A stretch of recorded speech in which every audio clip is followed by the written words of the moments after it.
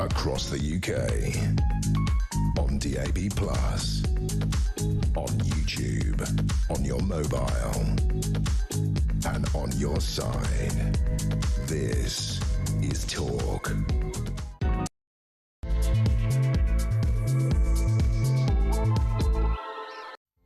Well, a very good afternoon. I'm Peter Cardwell. This is Talk. I'm here between now and 4 o'clock today. The last time this week, Ian Collins is back tomorrow. Lots to talk about today, including Reform UK's U-turn on the two-child benefit cap. What do you think about this policy? Robert Jenrick talking this morning. He is now there, would be the Chancellor of the Exchequer if Reform UK came to power. Lots to discuss on that. We'll also talk about a Transport for London advert showing a black man and his white friend harassing a white girl on a bus, banned after just one complaint. Apparently, it reinforces negative racial stereotypes. Well, can white people not do anything wrong? Can black people not do anything wrong? Can't we just show this as members of society being judged perhaps on the content of their character rather than the colour of their skin, as Martin Luther King said?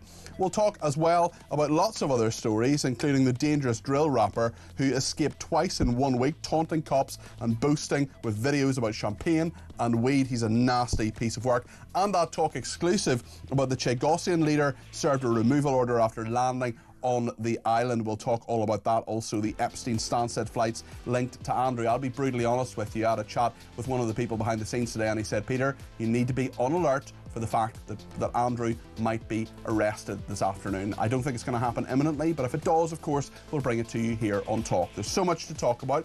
0344 499 1000 is the number to call. You can text me, 87222, with the word Talk in your text. You can tweet me at talkTV. Follow me at Peter Cardwell. You can send me a voice note, less than a minute, please, to 0344 499 1000. That's the same number to send WhatsApp text messages into and to give me a ring. Loads of ways to get in touch, lots to talk about here on Talk.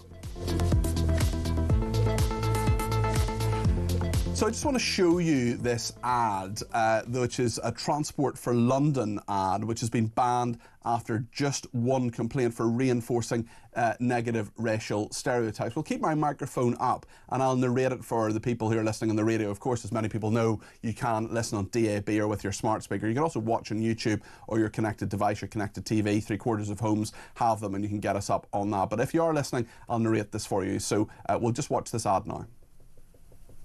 I said you look cute, I'm trying to take you on a date, you're not listening. Well, that is the worst thing I've ever seen in my life. Crack a smile, I'm only joking with you, mate. Why did you not want to talk to me, man? So there's some... Can't you see me? Can you not see me sitting here? What, you can't see me? I'm sat here. I said you look good and you don't want to go out with me. Hello? Can you hear me? Seeing someone else uncomfortable makes you uncomfortable. So at the very end there was a white girl who was being harassed by a black man, and his white friend were sitting beside her to kind of box her in to that as well.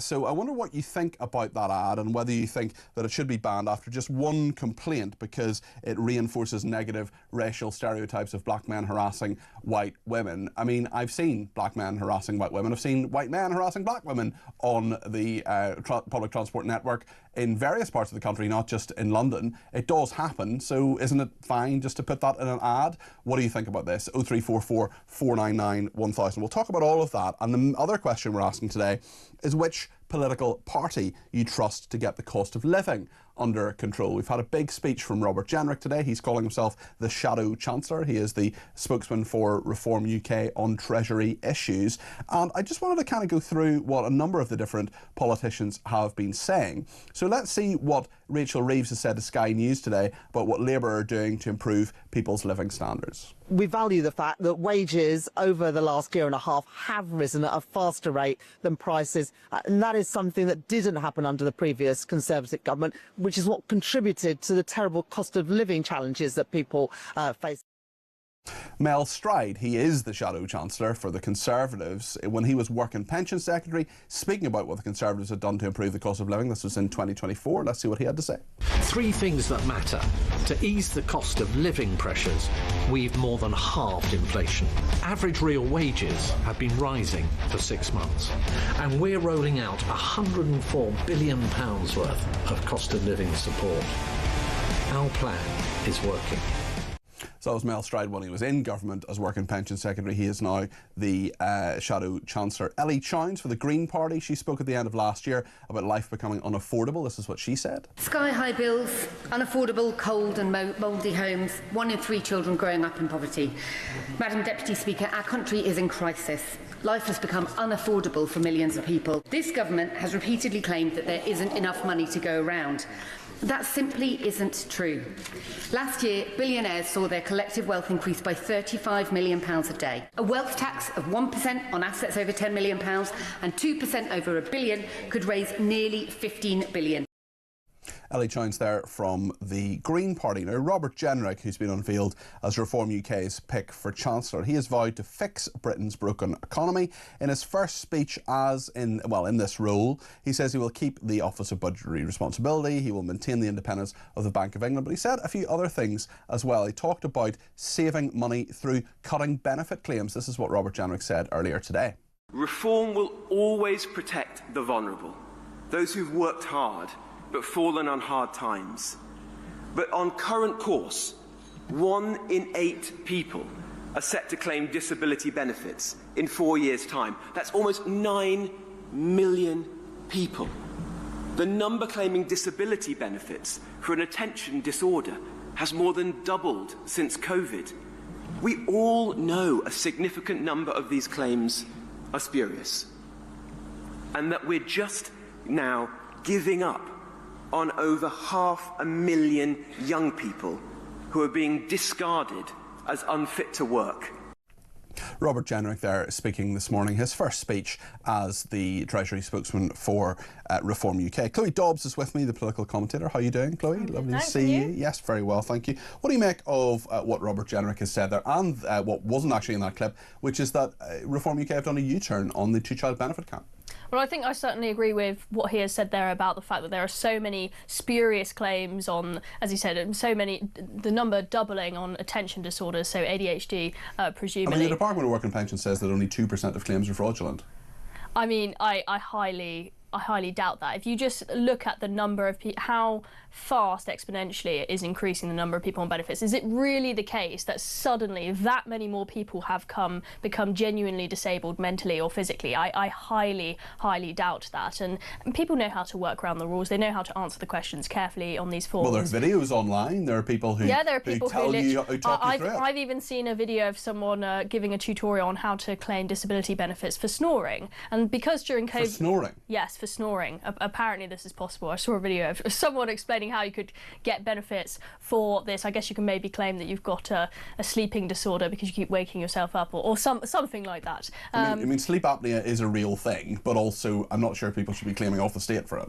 No, yeah, exactly. So that absolutely has to be sorted out. I mean, even if you think that it is morally good to be giving these people these insane number of benefits for attention disorders, anxiety and whatnot, the reality is it is fiscally unfeasible. We cannot keep going in this direction. On the two-child benefit cap, I'm glad that they have U-turned on that. I think when they announced that they wanted to scrap the two-child benefit cap, that didn't go down well with a lot of people. A lot of people thought, I'd quite like to vote for reform, I'd quite like to get rid of the Tories and Labour, I want something new, but I'm worried about their economic policies, I'm worried that they're too left-wing economically, and so I think that this will quell a little bit of that dissent. I think also they clearly saw the reaction to Rachel Reeves's budget, where she scrapped the two-child benefit cap and everyone was calling it a budget for benefit street, and were furious that their taxes have been put up to pay for that. I mean, you've mentioned the clip of Rachel Reeves talking about defence spending. If Rachel Reeves in that budget had put up taxes on the basis that the money was going to something that it was genuinely an absolute necessity,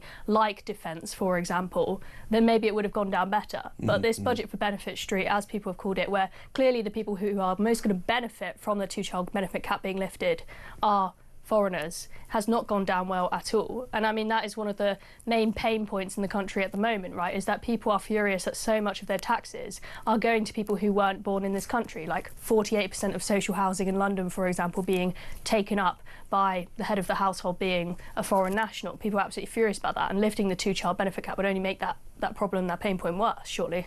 What do you say in this argument about the two-child benefit cap to the third child who's born into a situation where there are benefits? I mean, it's not that child's fault, and they will have a worse life as a result.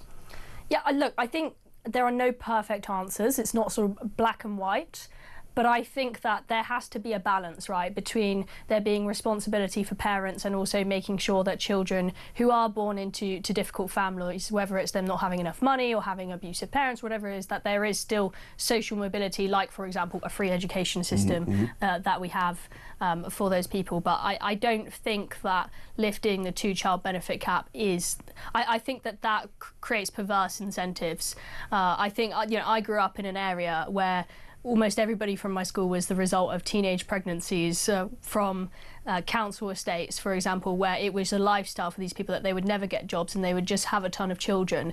And encouraging those people to have more and more children by lifting the 2-child benefit cap, I think, is not the right thing to do. I think, of course, Reform sort of changed their tone a little bit in that they started saying, oh, it's only going to be for people where both parents are working, but now they seem to have changed completely. I mean, they have changed their mind a number of times here, and I take absolutely nothing away from Reform UK scoring a huge victory on the local elections this week. We're going to talk about that more as the programme goes on. They will now be held on the 7th of May. But if they're criticising the government for U-turns, and there have been 15 plus U-turns, they have themselves U-turned on this. There's no doubt about that. That is a fact. Yeah, and I think they need to be careful in their policy announcements. I think that sometimes they have absolutely jumped the gun and it's come back to bite them. People are desperate for a party that has integrity and sticks to their word. Of course, in any government or any party, you are going to have some U-turns. Governments will inevitably have to amend their strategy to changing circumstances in a volatile world, of course, but there has to be some level of integrity, and we've just had the 14th U-turn from Keir Starmer with the local elections being uncancelled. I think that Reform, for example, they're getting a lot of flack at the moment for putting up taxes in councils where they had campaigned on the promise to cut taxes. That perhaps wasn't so thought through. Also, when they announced all of a sudden that they were going to deport every illegal migrant in the country, and then people quickly came back and said, well, are you going to deport women and children back to Afghanistan? And then they couldn't make them, and they sort of U-turned back and forth several times. That was something they needed to think about before they made that policy announcement, so that they could stick to their word, have integrity, and have thought-through policies. Think it through before announcing it. And I think now that Robert Jenrick is in that cabinet as potentially the next Chancellor, I think it's very important that any policy announcements, they're not rushed out. I don't think they should be held back for a very long time like Kemi Badenoch has done, in that people have been desperately waiting for the Tories to tell us what they're doing, and it's taken into the point where they're basically a non-existent party anymore for them to actually start saying what they're doing. But I think they need to be careful. So when it comes to promising things like tax cuts, if you're going to do that, don't make people think that on day one when you get into government suddenly their taxes are going to be cut right down, when actually it's going to take several years to do so to balance the books. Chloe, thank you. David in Antrim has been in touch. He says, I have a sleeping disorder. He's called Lewis, and he's my 5-year-old son. Can I start claiming benefits? Betty says, I was signed off last week for severe stress and prescribed SSRI. I've still managed to do 48 hours at work last week and full days this week. Leslie says, Labour shouts about colonialism, yet are happy to allow the colonisation of the British Chagos Islands by Mauritius, says Leslie. Matthew in Cheltenham says, Sarah Pochin gets hauled over the coals for speaking out about the imbalance of minority races in advertising today. But when a white man and a black man appear in an ad together, DEI activists complain that there's a black man in the ad. Ridiculous. It goes to show how DEI, diversity, equity and inclusion, of course, is important only when it works for them, says Matthew. We're going to talk about that ad with Chloe Dobbs in just a second. I want your views too. Give me a ring, 0344 499 1000, and anything Chloe and I have been talking about, whatever's on the tip of your tongue, let me know. 0344 499 1000, and you can text in, of course, on that number with WhatsApp or 87222. Stay with us here on Talk.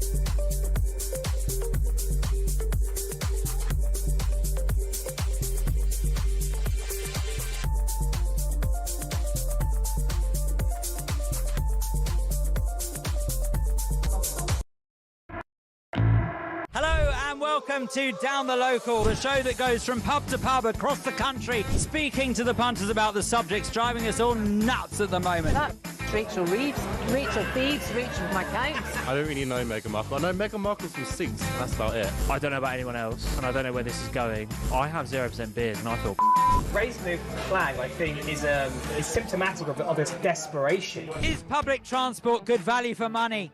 No, it isn't. You really don't like speaking to people.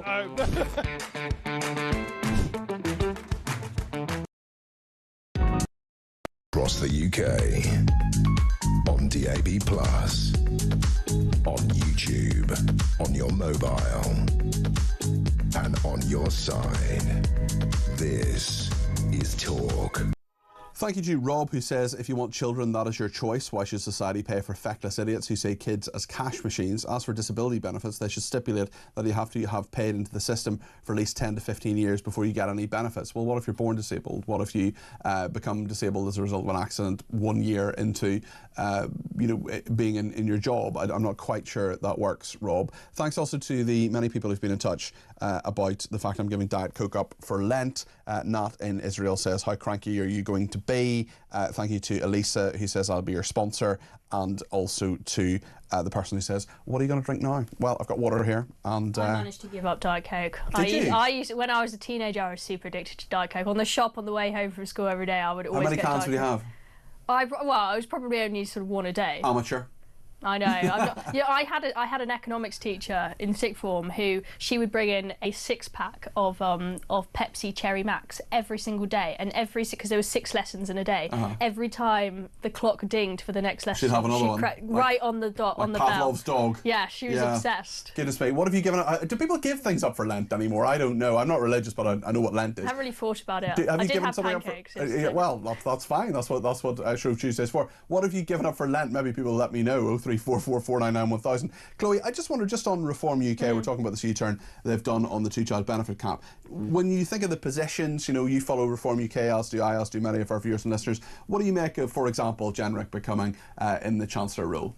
I'm a little bit unsure about it, to be honest. I think that I was really glad that Robert Jenrick switched to the Reform Party. He's, with all of the various social media videos he's been putting out, it's almost been like he's Team Reform, but was still sat in the camp with the Tories, surrounded by people who didn't quite have the same vision as him. And I think that his experience in government is absolutely really, really valuable for Reform to have. But I was a little bit surprised about him being put in as Chancellor, because Reform initially told us that their cabinet would be made up of people who were experts in every single way. All the ministers would be experts in every area they were put in. And being I think one of the huge problems we have had with our economy, not just with Rachel Reeves but with previous chancellors, is that we haven't had people running the show, running the country's finances, who are able to run it like a business, who are really successful businessmen and who understand markets, right? Liz Truss wanted to cut taxes but didn't know how to do so in a way that wouldn't spook the markets and cause chaos and obviously end her premiership. And I think it's quite important, if we want to head towards, if we want to get out of what I might call the fiscal doom loop, where we're constantly having to put up taxes, then the economy shrinks, then we don't have enough money, then we put it up again. We need someone who really understands both the markets and business. And I feel like Zia Yusuf is that person, as someone who worked at Goldman Sachs and then set up a really successful company, which he then sold to Capital One. He would be the perfect person in my mind to be the Chancellor. But we'll see what happens. I think as well, Chloe, I'm not going to make any assumptions about your age, but I believe you're younger than me. I'm 41. 25. I mean, 25. I mean, you've never actually lived in a country where there's been proper growth, between 2.5% and 4%. That's not happened during your lifetime. Let's talk about this ad, this Transport for London ad, showing a black man and his white friend harassing a white girl on the bus. It's been withdrawn after just one complaint. Let's play this again, and it's just at the tail end where essentially the white guy kind of blocks this girl and he sits in the other seat on the bus, and then the black guy is sort of chatting through the seats at the front and saying, well, I've asked you out, why won't you go out with me? Let's have another look at this controversial advertisement. I said you look cute, I'm trying to take you on a date, you're not listening. Well, that is the worst thing I've ever seen in my life. Crack a smile, I'm only joking with you, mate. Why did you not want to talk to me, man? I'm shooting off or something. Can't you see me? Can you not see me sitting here? What, you can't see me? I'm sat here. I said you look good and you don't want to go out with me. Hello? Can you hear me? Seeing someone else uncomfortable makes you uncomfortable. So that ad is now being banned because there's been one complaint that alleges that there are reinforcing of negative racial stereotypes. Chloe, what's your thought on this? I mean, they're completely kowtowing to the woke mob if after just one complaint they are taking this down. I mean, imagine after, Talk gets one complaint of some lefty sending in a message saying, you guys sound like racists, that we'd just take the whole station off air. I mean, can you imagine? And this is, I mean, if anything, this advert is providing some balance compared to the many of TfL and other adverts about harassment on public transport, where almost all of the time it is a white man harassing a woman of colour. And they try to say that the mob will say, oh, we don't see skin colour, but clearly they do see skin colour. When in this advert they've seen that it's a black man harassing a white woman, and rather than saying, oh yes, isn't it great that we've got an advert out that tells men that they shouldn't behave like this on public transport, they're just looking at people's skin colour. And there's a black man and a white man who are harassing the white woman. Exactly. It's not anything else. And also, I have seen that happen. I've seen, maybe it's happened to you, Chloe. I mean, I don't think I've, say, personally been harassed like that on public transport, but I have had many times on public transport or just walking around in London where there's clearly been some sort of gang that are up to no good. You worry they've got knives in their pocket, they're sort of shouting at people more, and most of the time these gangs, they are black gangs. That's just the reality. We had the Met Police wanted to, I can't remember if they actually went ahead with it in the end, but they wanted to erase all the data off their gangs matrix because the majority of the gang members on there were black, and people thought, this must be racist, the fact that you've got blacks overrepresented in this. It's just reality, I'm afraid, and I just don't think there's anything racist about that ad at all. I think it's got people of lots of different races and represents what happens in London and represents reality. Let's just talk about the Chagos Islands now. This was an amazing exclusive this morning, specifically on Mark Dolan's breakfast programme. He's sitting in for Jeremy Kyle all week, and this is the the British Chagosian Misley Mandarin speaking about the removal order he has been served with on the British Indian Ocean territory by their police. He went to the Chagos Islands, and this is what happened. He described it to Mark Dolan this morning. We're just being served this piece of paper to leave the island, to leave my homeland from the British patrol, from the British Indian Ocean Territory Patrol. They just served me this, which is absolutely a disgrace. So Misley is a Chagosian. He has every right to be there, but the authorities say that he doesn't, and there's a removal order there. I wonder how many people illegally coming across in small boats have received a similar removal order. Interesting question, Chloe, isn't it?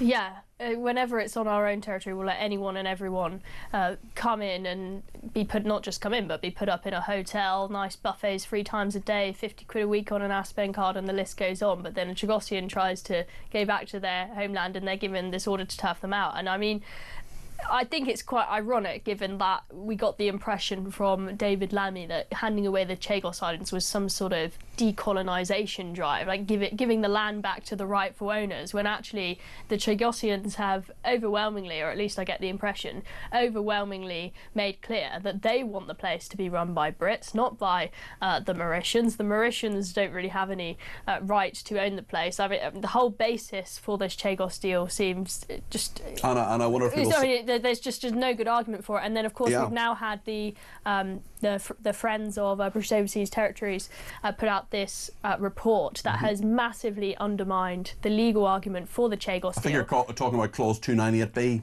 there, Chloe, of that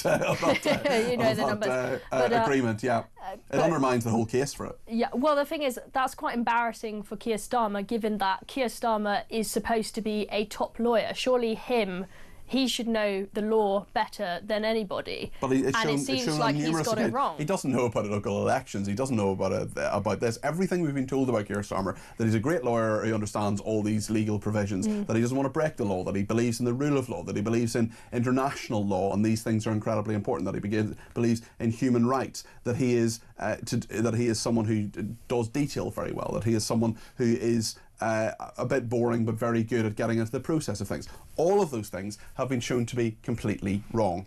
I just want to talk now about a dangerous drill rapper who has escaped custody twice in 1 week, taunting cops with videos boasting about champagne and weed on the run. Let's have a look at this.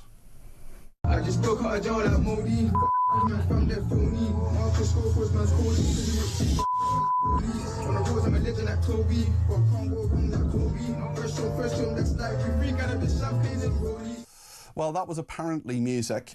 His name is Daniel Bukeye. He is 21 and he is due to be deported from the UK. He's on the run for a second time in less than a week. He's got his drill rap video of music. I use the term very loosely there. He was an inmate at His Majesty's Prison, Feltham, caged for a string of knife-point robberies, and was due to be deported to Ghana. Instead, he's evaded prison officers twice, and is now taunting them with his video. Chloe, your thoughts on this? Well, I'm kind of glad that the Lammy's Lag story is coming back, because I did find it quite... Of course, there's a serious side and there's a funny side to it, but it is quite laughable that we've had so many people just managing to all disappear out of prison, seemingly quite easily. Of course, we have many cases of people accidentally being released. They didn't even have to plan some sort of careful escape. And the best bit is when they keep them too long, and then they have to pay them compensation, as we revealed in our Talk exclusive story a couple of weeks ago, that all this money is being paid out, nearly £1 million in the last few years, to people. You keep them an extra day, an extra couple of days, you've got to pay them hundreds of pounds in compensation. Yeah, it seems like the wrong'uns and the criminals are the ones who seem to do best in our society. We've just, of course, had the story from The Sun of 500 grand, the equivalent of 6.5 grand each, being given to migrants who had their phones taken from them. They've broken in the country, they've broken the law, their phone gets taken, and then they use the ACHR to say that it was a breach of their human rights for their phones to get stolen, and somehow they get 6.5 grand. I mean, if they'd been given a few £100 for a new phone, that would be one thing, but 6.5 grand, and then, of course, it's the same with people who get kept a bit too long in their prison cells. We had the Islamist double murderer terrorist in prison who wanted to hang out with one of Lee Rigby's killers. He was denied his play date with Lee Rigby, and then David Lammy signed off on him getting 240 grand of taxpayer cash. Well, some pocket money for him and some for covering his legal fees. Quite a lot for the lawyers. Whereas the people who are actually law-abiding citizens just end up back of the queue and end up the worst off. On this particular case, Metropolitan Police spokeswoman said, "We are searching for a 21-year-old man who absconded from Lewisham Hospital." He was in hospital, he was in Feltham, but he was in this hospital, Lewisham Hospital in South East London, at around 3:05 on Sunday. Daniel Bukeye was in police custody at the hospital receiving medical treatment when he fled. Officers gave chase but could not detain him before he left the building. He is 21 years old, black, of medium height and slim build. He was wearing grey tracksuit bottoms and a dark night jacket when he absconded, and now he is making his music, again I use the term loosely, and taunting those officers. A Home Office spokesman said all foreign national offenders who receive a prison sentence in the UK are referred for deportation at the earliest opportunity. We will not allow foreign criminals and illegal migrants to exploit our laws. Well, that's what's happening. That is what's happening. We are reforming human rights laws and replacing the broken appeals system so we can scale up deportations, said the Home Office. Thank you, Chloe Dobbs, who has been in the studio with me for the last half an hour. Great to have you on. And thank you too to everybody who's messaged in, including Brad in Cambridge, who says, "I think Jenrick made a decent job of his speech. The important thing is that he will be surrounded by lots of advice from people with a lot of business experience. I think the Reform Front bench will work a lot more collaboratively than either Labour or the Tories." Stuart in Shepperton says, "For Lent, I've given up working. That way I don't have to pay tax to support the UK's freeloaders." Matt says, "Isn't it strange that we crave statesmen and women in politics, but Reform suggests our best politicians will and should be financial managers and technocrats?" Sam in Lancashire says, "I don't get paid until Friday, so we'll be a tad late, but I intend to get a vape and give up smoking." Jill in Halifax says, "I did try giving up chocolate last year for Lent, which didn't work this year, so I'm giving up fast food from McDonald's and Greggs. Wish me luck." Well, good luck, Jill. I had a McDonald's last night and I shouldn't have. Myrian says, I'm giving up pancakes for Lent. Yep, see what you did there. And another person says, yesterday I had to save a young Turkish school kid being beaten up by 2 young black kids in sunglasses and face coverings by letting him into my building to escape them. This reductive attitude doesn't make better people. It gives many motive to be awful as they believe they can. Yule in Ballymena says, will Reform UK change the name of their party to the New Conservatives? And one more before the break from Gary, who says, so if I got this right, if a group of Chagosians arrive here on a boat and claim asylum, our government will put them up in a 4-star hotel, give them some walking around money, perhaps even teach them how to tango. But if a group of Chagosians turn up in a boat in their homeland, our government threatens with arrest. Stop the world, I want to get off, says Gary. Lots more to discuss in just a second. We will be talking about which party you trust to get the cost of living under control after Robert Jenrick's speech. We'll talk to the Taxpayers Alliance and we'll talk to a professor of economics. Stay with us.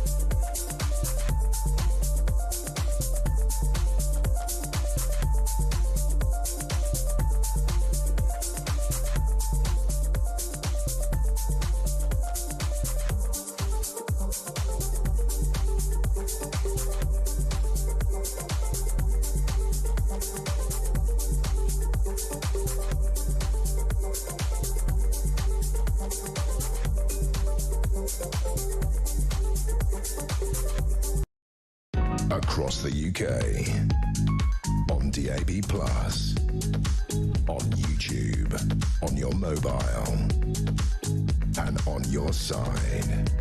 This is Talk. Lots of people getting in touch about this ad. This is a black young man and a white young man boxing in a white woman, young woman, and asking her out, and essentially it's Transport for London talking about harassment on public transport, whether it's the bus or the tube. Tad has been in touch and says, regardless of colour, my eldest would have punched the pair of them. She's 40 years old, she goes rock climbing, runs her own business and fit as a fiddle. Leslie says, Labour shouts about colonialism, yet are happy to allow the colonisation of the British Chagos Islands by Mauritius, says Leslie. Well, we'll talk about Labour, we'll talk about Reform UK as well. Robert Jenrick, now their Treasury spokesman, he has been elevated to that role. A big U-turn from Reform UK today. They say they're going to actually they are now against the against the scrapping, I should say, of the 2-child benefit cap. So they would keep it. William Yarwood is with me. He's media campaign manager at the Taxpayers Alliance, and Jonathan Portes is professor of economics at King's College. We're asking the sort of wider question, really, of which party you trust to get the cost of living under control. William, what do you make of what Reform UK has been saying so far, particularly this U-turn? Yeah, the U-turn was very interesting, Peter. I mean, I've just come from the Jenrick announcement, and I'll be quite honest with you, I actually didn't expect him to say that, especially since he joined Reform. He actually defended the policy, I think, in an interview on the BBC with Laura Kunsberg, and now seemingly he said to Nigel, actually, I don't think this is the best way to go about it. And to be honest with you, Peter, it does actually make sense. You look at polling, the majority of people in the country actually, including including Labour voters, don't actually support lifting the two-child benefit cap. And actually, when it comes to Reform voters, about 85% of them are actually in favour of keeping that two-child benefit cap in place. So, interestingly, Farage has been moved back to actually what I can probably guess is probably his original position on this issue by Robert Jenrick.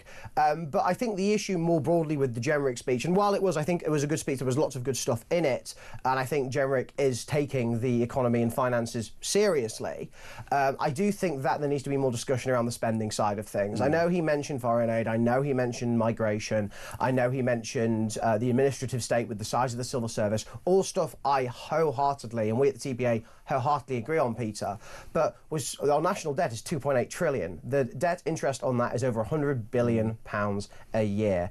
And also, when you come to the welfare bill, that's going to go up and up and up, with the health and disability side of our benefits bill reaching £100 billion by the end of this decade. So what I want to hear from Reform is some serious areas where they're going to actually properly cut spending, not just headline chasing figures. Yeah, it's interesting. I mean, this is all 3 years away. Of course, Reform UK may or may not be the next government of this country, but it's right to look into what they're saying now, certainly in those economic plans. But I suppose maybe I could just ask you, which party do you trust, or which, if you go through the sort of what are now 4 main parties, well, 5 if you include the Liberal Democrats, actually, Lib Dems, Greens, Tories, Labour and Reform UK, on getting the cost of living under control? Because you're saying, and I think it's a very reasonable thing to say, that we need to hear more from Reform UK about spending cuts. They have said, of course, that money they get in, half of it will go into paying down the debt, half of it will go into spending cuts. But actually, there's a lot to examine from all the parties, isn't there? Absolutely. I mean, the Tories presented, I think, a £47 billion spending cuts platform last year, which, by the way, Peter, I came away from Tory conference feeling quite positive about that. But again, we have a £63 billion budget deficit. Debt is 2.8 trillion. £47 billion isn't going to touch the size. And also, interestingly, at the Tory conference, Mel actually talked about how half of that would be used for tax cuts. Now, again, not against that, because that can possibly engender growth and actually possibly raise more money in the long term. Of course, when in the 80s they, cut certain taxes, they actually ended up raising more money because people were more willing to actually pay it in the long term. But in regards to the cost of living crisis more specifically, I think that Reform needs to address some pretty key factors causing the cost of living crisis, namely actually the fact of why food's so high, obviously the hangover from COVID inflation, of course, energy prices, of course, due to Putin's invasion of Ukraine, and while I may like some of the net zero policies, the reversal of the net zero policies from Reform UK, there's no clear example of what they would do instead. When it comes to the Tories, of course, like I said, £47 billion, decent chunk of change to actually bring down the overall deficit and bring down the welfare state. But again, how are they going to keep inflation under control? How are they going to deal with the cost of living crisis in regards to energy, which, of course, when they were in government, they actually pursued a lot of these net zero policies in the first place. Theresa May brought it in. Exactly. She brought in the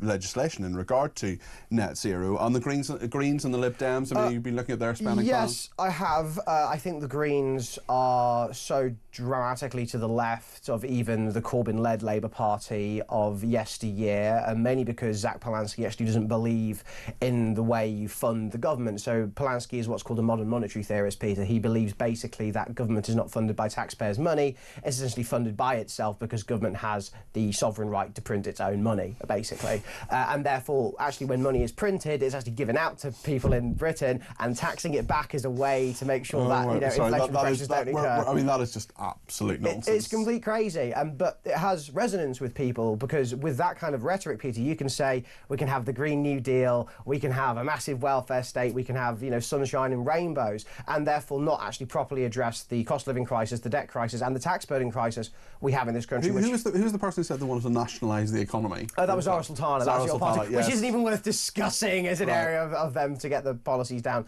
Liberal Democrats, again, they're very committed to the net zero agenda. I know they did this Department for Growth thing, but I think that's more of a gimmick than anything else. And, while the Lib Dems may have been good on family farm tax, for example, they were really good on the employees' national insurance hike. They haven't really brought any serious long-term policies to actually bring down the cost of living crisis and bring down our debt and bring down our deficit overall. So while I'm being overly critical, that is kind of my job, Peter, I get that. But also, one other thing I would just quickly say, if you don't mind, you mentioned earlier that you're right, it is about 3 years out from the general election, so Reform and other parties perhaps don't need to talk about it. But Farage thinks there's going to be a general election in about a year or two's time, if not earlier. So, if he thinks that, surely he should be making his own party and his new spokespeople announce specific policies in order to build up a manifesto for that impending general election, which you think will come. I think I agree with that, although in fairness to them, they've been in place for 24 hours, so perhaps we'll give them a little bit more time. William Yarwood, Media Campaign Manager of the Taxpayers Alliance, thank you for joining me. Listening to some of that is William Yarwood is leaving us, but Jonathan Portes is coming on. He's Professor of Economics at King's College. Jonathan, thank you for your time this afternoon. We're asking the question, which party do you trust to get the cost of living under control? What's the answer if I ask that question to you? Well, I'm not going to pick a particular political party. I'm an economist. I will comment on, the big challenges that any party of government faces are how to restore growth, improve living standards, boost real wages, and that needs to be a combination of things. We need to increase house building, we need to increase infrastructure investment, we need to start building things, both houses and roads and sewers and reservoirs and so on. And some of what the government has done so far has been a good start there. They've talked a good game. They really need to get on and deliver. So that's one aspect of what needs to be done. The other is generally responsible fiscal policy. And again, the government has behaved reasonably sensibly here. We needed to increase spending because public services obviously had been run down very significantly under the previous government. There was there were just big holes in the budget everywhere. Government needed to put up taxes to deal with it. It couldn't do what Liz Truss tried to do.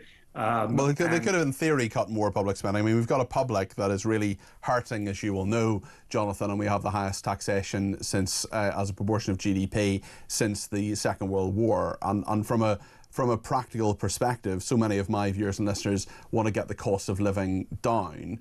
I mean, any form of greater taxation is not going to help that from their perspective.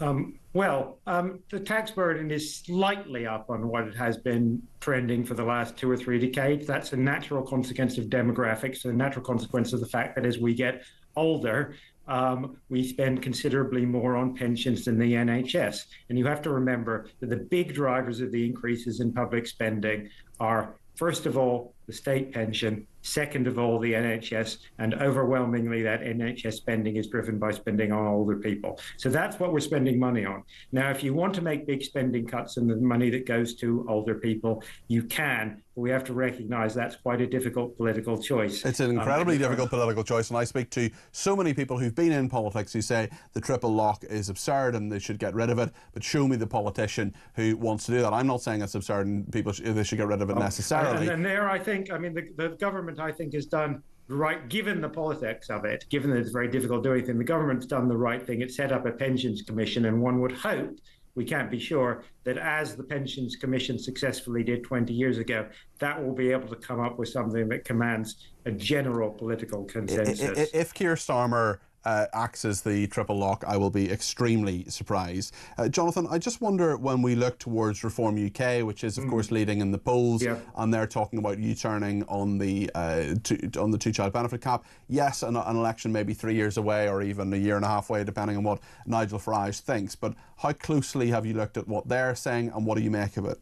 Well, I think, frankly, until they start, getting serious, it's very difficult to take them seriously. There's one particular example I'd like to point out, since it's something that I said publicly, indeed, on Nigel Farage's own TV station, which is that Nigel Farage claimed, on his signature policy of immigration, Nigel Farage claimed that only 1 in 6 of the immigrants who've arrived in the last in the very period of very high immigration that we had under the Conservative government from 2022 to 2024. The Boris wave. Yeah, that only 1 in 6 of them were working. Now, that is completely false. He said it several times. I've said several times on TV that that is a lie, and that if he wants to be taken remotely seriously on this issue, what is the true figure? Needs to correct it. The true figure is somewhere, we don't have the exact figure, but it's somewhere in the region of 60-65%. And we know that because we have data from HMRC on the number of people who are actually on payroll. So we actually literally know that these people are in work and paying taxes. So Farage is simply lying about this. Why should anybody, and the question I think you made that point 3 times now, and yes. The next time I speak to Nigel Farage, I will ask him about it. Jonathan, what do you make of the two-child benefit cap and Reform UK's views on that, and the fact that they've done a U-turn on it? Well, to be fair, the government, of course, did a U-turn on it as well. They said they weren't going to scrap it, and they did. So I won't criticise them. We know that the two-child benefit cap was the single biggest driver of the increase in child poverty we've seen over the last few years. You can have different views about when people should have children, why people should have children, and so on. But the fact is that the main impact of the benefit cap was to push children, through no fault of their own, into poverty. And I think scrapping it is one of the best things the government has done. It does cost money, and that money has to come from somewhere. We shouldn't look away from that. But I think it was very much the right thing to do, a worthwhile thing to do. And I personally am happy to pay higher taxes. So where do we find the money from if you're going to go around cutting the two-child benefit cap and sorting out the cost of living? I mean, that's just going to be higher taxation, is it not, Jonathan? Or borrowing, which we can ill afford? We certainly can't afford to borrow very much more in the current fiscal position. I agree with that. I think over time, over the medium, I don't think taxes need to go up right away. They're high enough already. Over the medium to long term, we need some combination of tax reform and probably somewhat higher taxation.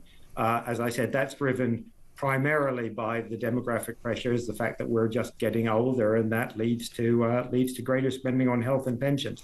Maybe the NHS could be a bit more efficient. Listen, thank you very much. It should be, yeah. Well, of course it should. Jonathan, thank you. Jonathan is a professor of economics at King's College in London, so thank you to him. What do you think about what he said there? 0344 499 1000. Gerald's been in touch and says surely the solution to the immigration crisis is to pay Mauritius a few billion to take over Kent. Then anyone arriving by Diggy at Dover can be served with an eviction notice, says Gerald. Lots more to discuss. We'll take some of your calls in just a second. The number, as I say, 0344 499 1000. Use the break to pick up the phone and I'll talk to as many people as I can between now and 4 o'clock, including in the next few minutes here on Talk.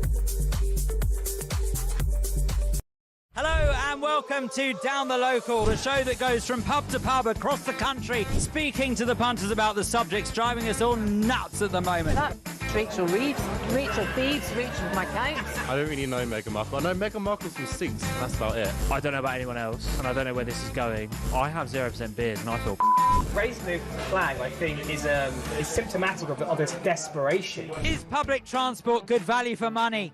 No, it isn't. You really don't like speaking to people.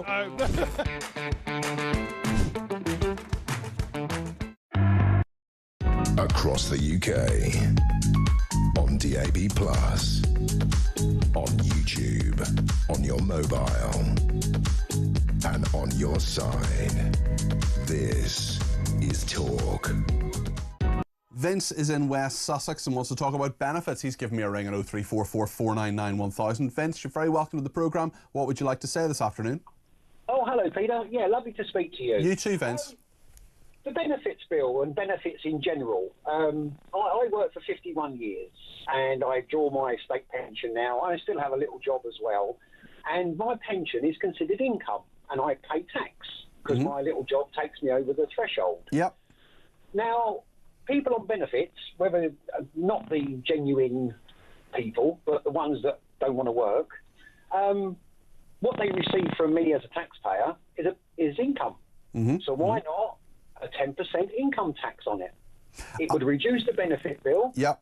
They would be contributing to society, and it might also deter them from actually sitting on their backsides and doing nothing. Although, what do you say to the argument that you're taking money away from taxpayers, you're giving it to people as benefits, taking it away again and back actually just increases the administration, and what's the point of that? But listen, I'm actually on your side on this, and I think everybody should pay some sort of income tax. I think taking people out of income tax, even if it's 1%, you've got to have some sort of stake in the society, because look at things like the TV licenses. When you didn't have to pay for them when you're over 75, they say, oh well, you don't pay for TV license. You've got your view on the BBC doesn't matter. I just think you've got to have some sort of stake. Yeah, no, I agree. And as I say, my thoughts on this really, I'm liking to think it would be a deterrent, because if you get £100 a week for doing nothing, and suddenly you're only going to get £90 a week for doing nothing, that might stop some people from thinking, yeah, right, okay, I'm going to have to go and get a job. Yeah, it's an interesting idea. Listen, Vince, thanks for that. That is Vince in West Sussex. What do you make of what he said there? 0344 499 1000. I'm just going to play a voice note now from Karen on the Chagos deal, on what is happening there. Big exclusive this morning on Mark Dolan's programme. We'll play that clip again in a second. But this is what Karen had to say. It's quite ironic that Labour are evicting Chagosians from their island they were exiled from. I mean, what a sorry state of affairs, Labour. What a turn up for the books. I wonder what they're going to do about this one. And the fact that they got that letter to them within 24 hours. Wow, how efficient. I mean, shame they're not efficient about the ones that land here, though, are they? I mean, it's just getting worse. Very good points there. Missley Mandarin is a British Chagosian, and he arrived on the island, the British Indian Ocean Territory, and of course the police sent that removal order. He spoke to Mark Dolan this morning. We're just being served this piece of paper to leave the island, to leave my homeland from the British Patrol, from the British Indian Ocean Territory Patrol. They just served me this, which is absolutely a disgrace. That was Missley Mandarin speaking to Mark Dolan this morning. George in Dundee is on the line. 0344 499 1000 is the number he has called. George, what would you like to say? Hi, it's just a quick point regarding your last guest that you had on, that basically claimed Nigel Farage was a liar, that 1 in 6 immigrants are working, and he claimed the figure was 65%. He didn't have the exact figure, but he claimed the rough figure was 65%. Yes. But what he doesn't mention is, out of that 65%, if that's a true figure, how many of them are claiming universal credit, housing benefit, child benefit, taking up GP appointments, taking up dentist appointments, taking up NHS appointments? It's a false economy. It's a false economy. I think that's a very, very fair point. And I do think that you've got to look at the overall nature of it, George. You've got to say, are these people of net benefit or a net loss to the country, and how many of them can we actually take in? Peter, anybody will show up on the HMRC as being employed if they're working 12 to 16 hours a week. Yeah. What good is that to the country? And yet they'll be, by far, that'll be most of the 65% that he's claiming is working. And yet he comes on national radio and claims Nigel Farage is a liar. I suspect Nigel Farage is claiming 1 in 6 as basically a net contributor to this country. I don't know exactly what Nigel Farage was saying there. And the next time I interview Nigel Farage, I will certainly bring that up. George, I just wonder, on the broader picture, who you trust actually to get the cost of living crisis sorted out, because we're all feeling it. Well, I mean, I don't see it, because I'm retired. I don't feel it as much. I think it affects working people more than anybody else. It certainly affects pensioners, George, but maybe you're in an okay position, and I'm not complaining myself. You know, I'm very happy with my salary, but at the same time, I see that things cost more. And if I was someone who had a lower salary, and had, you know, kids, I don't have kids, for example. If you had more outgoings, perhaps that would be something that I would feel very, very acutely. I think anybody with an income of, say, less than 30,000 will be feeling it, and I think Nigel Farage's initial idea of taking everybody out of income tax below 20,000 was the best idea to try and even things up, or try and push it towards evening things up a little bit. Yeah. George, really interesting to talk to you. Thanks for giving us a ring from Dundee. That is George there. Thanks to everybody else who's been in touch. We'll take more calls, text, tweets and voice notes right throughout the programme. Leanne has been in touch. It says, grow the economy, reduce taxation. That will bring in more income for society and result in more income tax. Richard in West Yorkshire says, so many children are in poverty because some parents keep on having them in order to claim more and more child benefit, a great deal of which is very unlikely to actually be spent on the child, says Ricky. Robert is in Chiswick in West London and says, afternoon Peter, so Starmer has sent an eviction notice to the people who landed on the Chagos Islands. What difference is there in Starmer using force to take native Chagosians from their own islands and Trump using force to take Greenland? Isn't it just might is right in Starmer's case, a human rights lawyer? Doesn't this just prove that Starmer is willing to scrap human rights when it suits him? And if the people of Greenland are allowed self-determination, why not the Chagosians? Robert, that is a very, very good point. And I think it's a very reasonable one to make, because there does seem to be a double standard here, certainly when it comes to the Chagosians. Why are they not allowed self-determination? And even if you're in Mauritius, for example, even to state the fact that the Chagos Islands are British, well, that could land you in prison. That is something that's been the law since 2021. Another person says Britain cannot give an island group of strategic value away. China's footprint will increase and make it easier for China to spy on Diego Garcia. Well, that was a really interesting point that Mark Francois, the Conservative MP, the Shadow Defence Minister, made a few days ago when he made the point that there is actually this provision that allows for the Chagos Islands to stay with the UK. Nick has been in touch and says, hi Cardi P, nice to hear you in the slot, always great listen. Very kind of you, Nick, thank you. He said, I gave up sex for Lent, but that was 10 years ago. Yes, Nick, thank you very much. Lots of people talking about what they're giving up for Lent. If anything, maybe people give up things for Lent. Maybe they don't anymore. I've given up Diet Coke, which I think is probably not a bad not a bad thing to do. We're going to talk more in just a second about businesses braced for the first wave of Angela Rayner's workers' rights revolution. We'll talk to the Federation of Small Businesses and a business owner in just a minute here on Talk.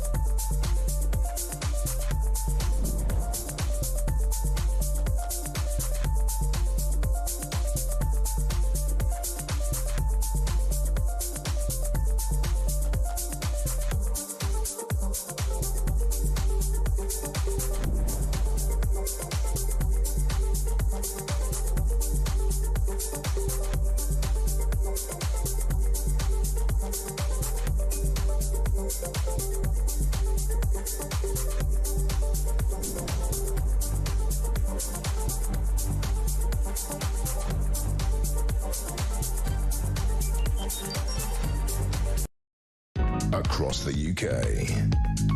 On DAB+, on YouTube, on your mobile, and on your side. This is Talk.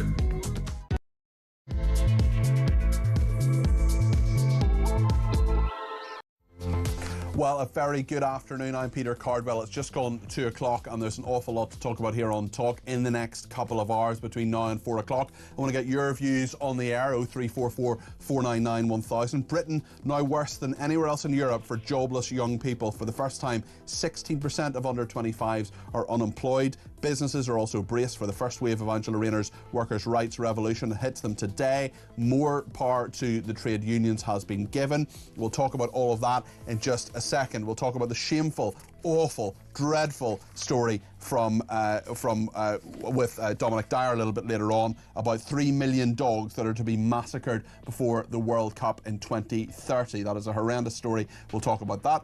We'll talk about Rachel Reeves blocking a spending boost for defence and an advert for the Tube and for public transport in London showing a black man and his white friend harassing a white girl on the bus, banned after just one complaint for reinforcing negative racial stereotypes. Lots to discuss today. I want to get your voice on the air. 0344 499 1000 is the number to call. You can text me 87222 with the word talk in your text. You can tweet me at talkTV. Follow me at Peter Cardwell. You can send me a voice note, less than a minute please. We'll play out as many of those as we can. You can send me a WhatsApp text message or give me a ring, all on the main number, which is of course 0344 499 1000. There's so much to talk about. I want to talk about it with you. Let's get started here on Talk. So we're asking the question about which British political party would you trust to sort out the cost of living crisis today. That's what many people are getting in touch about, and of course what happens to get the economy back on track. Andy in Ramsgate says, I won't take anybody seriously when they talk about reducing pensions and getting rid of the triple lock all the time. We are welcoming hundreds of thousands of illegal migrants to the country and giving them benefits, free housing, free dental and medical and free education. We can't afford this rampant benevolence while telling citizens who have contributed all their lives that the money pot is empty. Well, there's lots as well on what workers' rights are and what businesses do. We'll talk to a small business owner in a second. Debbie Heath-French is with us, as is Tina McKenzie. She is the head of the, let's just get her job title completely correct, she's the UK Policy Chair, woman of the Federation of Small Businesses. Let's start with Tina McKenzie MBE. Great to have you on the programme, Tina. We have all this change happening. We have a lot of businesses that are under a huge amount of pressure for all sorts of different reasons, and they're dealing with these changes that Angela Rayner's original bill has been implementing. I just wonder from your perspective whether you think it's fair and how you think businesses cope with this change. I don't think it's fair, and I actually think it's really silly for everyone, because what we're doing is we're really hurting the economy, which means less tax take, which means less for vulnerable people, less for the NHS, less for education, and so the cycle goes on. So what we've done is we've increased costs, and especially on small businesses, they're the ones that help the young people back to work. The highest percentage of people that are economically inactive get jobs with small businesses, and we're really squeezing them, which means that the unemployment's going up. And not only has the unemployment gone up to 5.2%, but as you say, Peter, we've got the highest levels of youth unemployment in a decade. We have 1 million young people not in employment or education, and that's a travesty. So what we are doing as a country is not the right things. So by increasing national insurance, by increasing young people's cost to employ them, we call it the employment tax, by increasing business rates, by increasing statutory sick pay from the 1st of April, by widening all of these employment legislation, the whole legislation with 72 different pieces in there for small businesses to get their head around. It's like someone has said, what would you like to do to stop people hiring? And they've done that. And we've told the government, and I've told the government directly for months and months, and I told Angela Rayner, I told Johnny Reynolds, I've told the Chancellor, this is not going to be good for employment numbers, and the confidence levels out there for small businesses, our recent survey shows that it is the worst it's been since COVID. So the confidence level is low, the pressure on them is high, and the things we're doing are not going to lead to better outcomes for the unemployed, for the young people, or for the economy generally. So we've got to do some different things. It's interesting the government has been criticised, of course, on numerous occasions for its many U-turns, over a dozen, 15 or 16, depending on how you look at them. One of the U-turns they're looking at that I would actually support is reported on the front page of The Times today. Labour may drop youth wage pledge to boost costs. This is off the back of the fact that 1 in 6 18 to 24-year-olds are out of work because firms are considering them too costly to hire. Ministers considering ditching a manifesto pledge to pay young people the same national minimum wage as older workers. Do you think that's a good idea? Yes, I do, because I'd rather that the young person is employed, maybe on 50p a pound less, but actually gets a job, than have a million of them unemployed. And not only that, we have less young people taking part-time jobs. So when we were at school, I might be a wee bit older than you, but when we were at school, we all had part-time jobs. Yeah, I was a paper boy. I'll tell you what, I will date myself and tell you what I did as a part-time job. I worked in a video rental shop. Ooh, Blockbusters maybe, back in the day. Well, actually, and I was working from 12, 13 in family businesses, and it was okay back then. It's against the law now, you know, to try and get insurance, and you're under 16 to try and work, try getting insurance to do that as a small business, or try and get your kids in to do any of that. Really, it's so difficult. So what we've got to do is we've got to say, okay, let's get kids back getting work experience again. Let's get it back into their curriculum, and let's say to the schools, thank you very much for getting the exams, but they also need work experience. Let's also ensure that small businesses that are going to hire those young people that have been out of work for a long time, let's not increase the cost to them employing them. Let's decrease those costs, get those kids back into work, and let's keep as much in those kids' pockets as possible. So, you know, with the national insurance going up, with all of the other costs going up, statutory sick pay, everything else, it's just not attractive for people to employ young people anymore, or people that have been out of work for a long time. And we know today that if you're not in employment or education and you're 24, 45% of those young people have never had a job. That's unsustainable. And we're sitting in a country today with not just 5.2% unemployment, but we've 9 million people economically inactive. We've so many people that are off sick, can't get appointments at the NHS, can't get the treatment they want, or whatever else is going on beneath that. We want to hire those people as small businesses. We want to get them back into work. But if you make it so difficult, so costly, then the confidence is so low, then what do you expect them to do? They're just stopping with their hiring. And if you load on all these other, all this extra legislation, I mean, think about it. You're working in the summer in a pub and it's the World Cup. You take on a few students, whatever. See, when you start to read through this employment bill and what's expected of businesses now, you know, if they're working for this amount of weeks, you have to offer them a permanent job. I think some of the people that wrote this stuff actually have never run a business, because let's just stay where we are just for a second, Tina. We are going to talk to someone who is currently running a business, and I'll get your reaction to what Debbie says. Debbie Heath-French is a small business owner. I have to declare an interest here in that she did my website very well, petercardwell.com. Debbie, tell me what you're looking at on all of these different changes to the workforce and how you operate, and what Angela Rayner, obviously she's not in that role anymore, but what this piece of legislation that Labour has now passed will change for your business. I think this is mental. So the way I'm going to come across to this is I've spoken to 2 of my HR clients today who I look after, and they've just said the pressure this is putting on the people they look after is just mad. It's just going to cost businesses so much more money. It is just mad, like what your lady just said there. You know, national insurance increases. I mean, even down to the cost of a pint. People aren't going to a pub. We spoke last month about, you know, making tax digital. I got a letter through yesterday saying it's going to cost me £45 plus VAT every 3 months, on top of them checking everything else they need to do. And then paying for zero. It's just, I think it's going to affect everybody, even up to larger companies, so much money. So how many people do you employ, Debbie? Just paint a picture of your business and how you employ people and what kind of decisions you might be forced to make as a result of this legislation.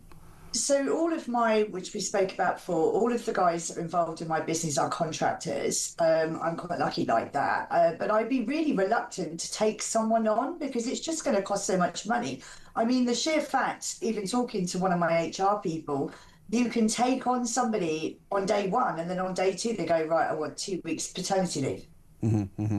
How are you going to cover that? It's going to cost more money to get agency staff in. But it is absolutely ridiculous. So what is your message to the government then, Debbie? What do you want to say to Rachel Reeves, to Steve Reid, to others who are putting this stuff through and saying, actually, perhaps, in your view, you just don't get it?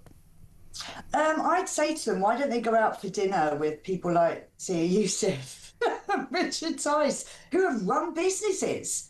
I really feel they need to go and communicate with people within their party who are looking after us, who have run businesses or still do or whatever, and actually go, do you think this is right? Because they're not doing it that way. They're just coming out with a win. They need to talk to people that are doing what we all do on a daily basis and realise, is this going to work? Because it doesn't work and it's not going to work. They are literally going to cripple us. And as one of my HR people said, you are destroying the UK PLC. It's not going to be valued anymore. What is the point? Debbie, thank you very much. Debbie Heath-French, there, small business owner. Going back to Tina McKenzie, who's UK Policy Chair of the Federation of Small Businesses, what Debbie's saying there, someone who's at the coalface running a small business every single day, does that resonate with you? Is that what so many people have been saying to you, Tina? What would you pick up from what Debbie has said there? Absolutely, 100%. And it's unfortunate that people aren't listening to small businesses like Debbie. And interestingly, Peter, in the UK today, we've 5.7 million businesses. 99.9% of them are SMEs. 99.9. So, and then you go to, well, how many have under 10 staff? You're talking about nearly 95% of the businesses in this country have under 10 staff. Yeah.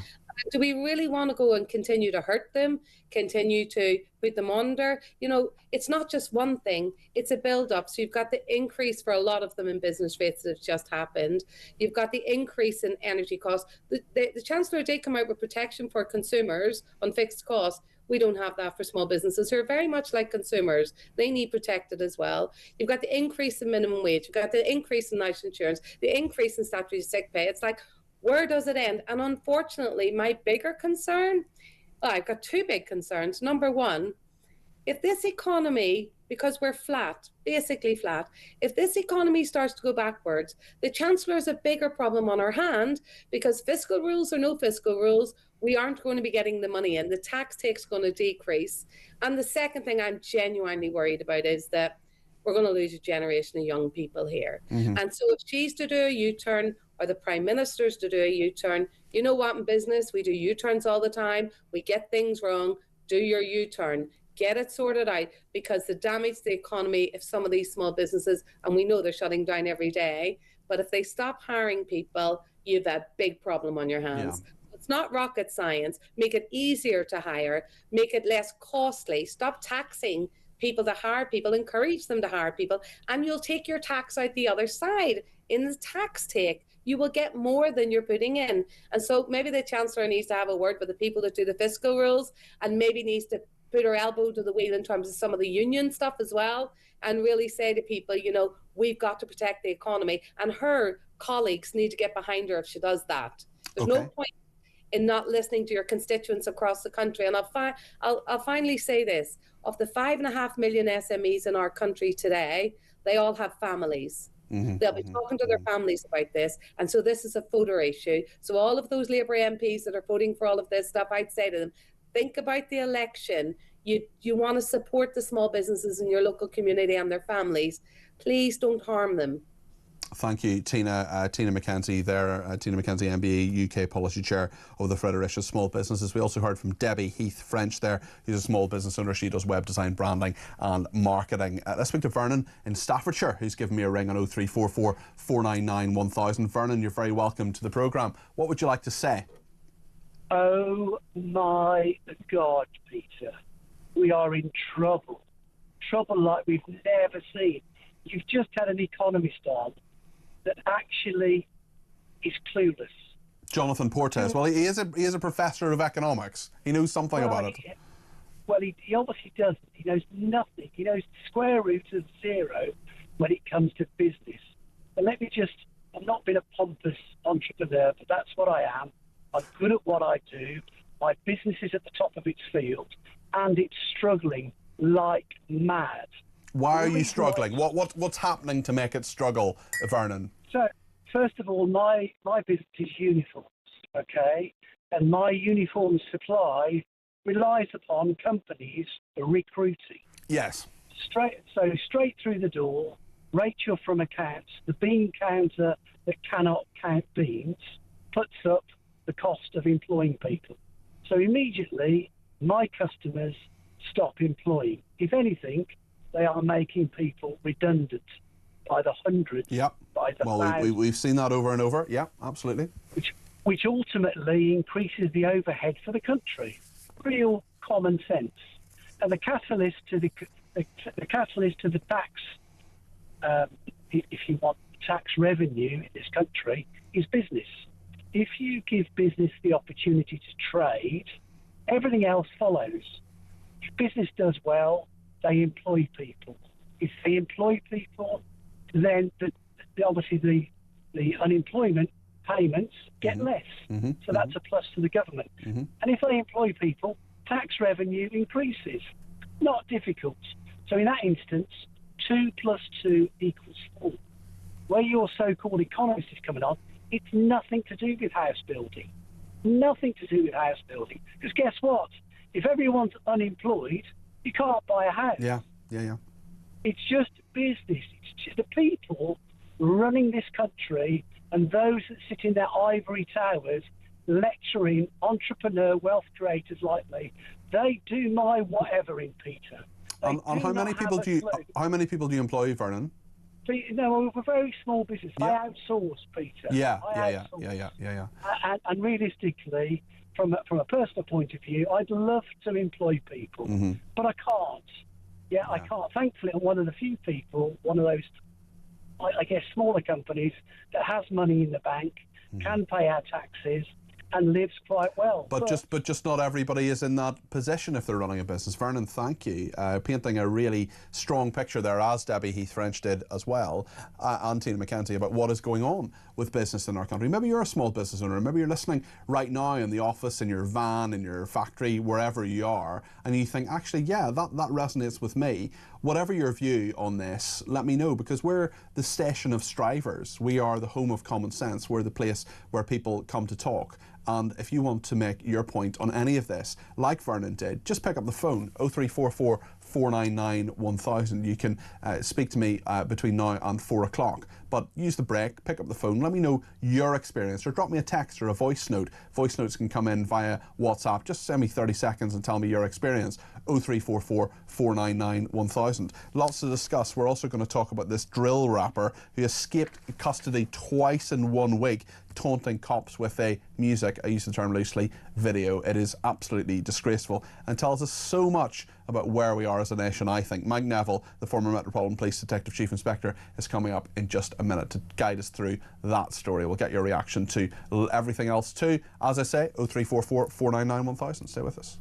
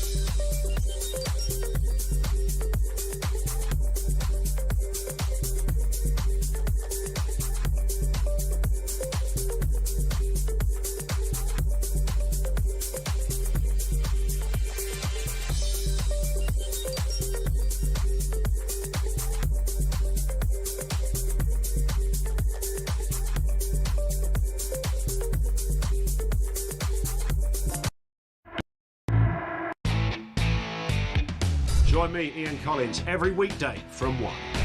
My 12-year-old. Obviously, he won't be 12 then, he'll be 16, but if he's anything like he is now, he shouldn't be anywhere near an election booth. Do you sympathise with him? Is he the victim of the 24-hour news cycle we just spoke of? I think his failings are internal. He's useless, incompetent, has no political judgment. Everything you need to know. All the breaking news right here on Talk. Weekday afternoons from 1 o'clock. Only at the home of common sense.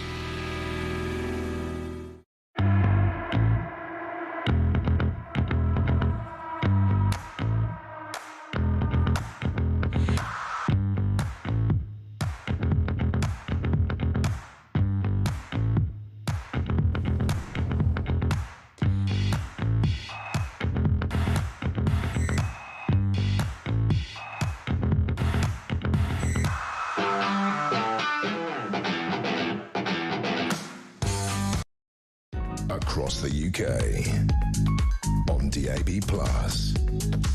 on YouTube, on your mobile, and on your side. This is Talk. Well, just on that Reform UK U-turn on the two-child benefit cap, the Prime Minister, Keir Starmer, has said Reform UK is shameful after the party said it would reintroduce the cap. During a visit to South Wales on Wednesday, the Prime Minister said the party would plunge thousands of children into poverty. He's been speaking to Wales Online. I'm just reading off their website now. Labour reversed the Conservative policy, of course, and the two-child benefit cap prevented parents from claiming child tax credit or universal credit for more than 2 children. And we will, of course, get more from what the Prime Minister has said on that. Oh, here it is. He said it was shameful. I think it's shameful because Reform's decision to reverse on this means that if they ever got into power, they would drag hundreds of thousands of children back into poverty. We tried that experiment under the Tory government and hundreds of thousands of children grew up in poverty and their life chances are affected. And for Reform to say we're going to punish children back into poverty means they're destroying the life chances of those children. The Prime Minister said, everybody knows if you grow up in poverty, it's so much harder to get a job. You need to have the economic worth that you deserve to go as far as your talent and ability will take you because it holds children back. I'm really proud this Labour government is lifting hundreds of thousands, 500,000 children out of poverty with the action we're taking to give them a chance in life. And so this is shameful for Reform, a total disregard for the lives of young people. And I hope that they absolutely never get into power, because this is an indication of the sort of Britain they want to see, a Britain that plunges people back into poverty. That is what the Prime Minister has said. And Lisa in Chelmsford disagrees, says when Jenrick announced the U-turn on the child benefit cap, I was very pleased. When questioned on this, he was honest enough to say the country cannot afford it. In Lisa's view, it shows that Reform UK has listened. The Reform Party is about the only thing that gives me hope for the future of the country. So what do you make of the Prime Minister's comments? What do you make of what Robert Jenrick has been saying? You can get in touch 0344 499 1000. I want to talk about something else now, and that is this drill rapper. He escaped custody twice in a week and then released this video of, I use the term very loosely, music. I just broke out a jail like Modi. Man from their phony. Marcus Scours man's coding. On the roads, I'm a legend like Toby. But can't go wrong like Kobe. First show, that's like we free kind of bitch champagne and rollies. Yes, I think that's probably enough of that. He was referencing the story on the Sun website there about the fact that he had got out of prison. This is someone who has been in His Majesty's Prison, Feltham, for a string of knife-point robberies, who is a drill rapper. He was due to be deported to Ghana. Instead, he escaped twice. Another absolute triumph for David Lammy. The Metropolitan Police looking into this now. They say they're searching for him. That's good news. He absconded from Lewisham Hospital at around 5:03 on Sunday. Daniel Boakier was in police custody at the hospital receiving medical treatment when he fled. Officers gave chase but could not detain him before he left the building. Let's talk to Mike Neville about this, the former Metropolitan Police Detective Chief Inspector. Another embarrassment for those holding this scumbag, Mike. Yeah, it is terrible, Peter. You know, when I was in the police, losing a prisoner was a really serious offence. And what we have here, he'd already escaped from the West Middlesex Hospital when he'd been taken there by the prison authorities, and the Met had done a good job and caught him. Then he manages to be taken to Lewisham Hospital, where he manages to flee from the officers there. And you just wonder, because everybody would have been aware this man is an escaper. You get sort of marked as such on the police national computer. And so if you're given a prisoner who's an escaper and you take them to hospital, you literally they're on your hand, they're handcuffed to you. So how this has happened is just really bad. And what it just does, though, it says to the average person that you just can't trust the authorities anymore. We've had so many instances of this, haven't we? We've got people being kept in prison too long because after their sentence and being given compensation for that. You've got people being let out early. You've got people who should be deported who are let out. You've got people who are on the run. You've got this guy who goes to hospital and then he's let out. It is just, we've got people deliberately putting themselves in hospital so they can get out of the prison and then trying to escape or successfully escaping. It is a system in chaos, Mike, is it not? And it is from top to bottom, and it's the culture of the whole thing. I was reading about Lord Timpson, who's the prison minister, saying that he refers to the inmates as colleagues. Colleagues? Not colleagues. Wow. He refers to them as colleagues and not offenders. And so you can see that this whole situation comes from the top. The police and the prison service are not taking things seriously.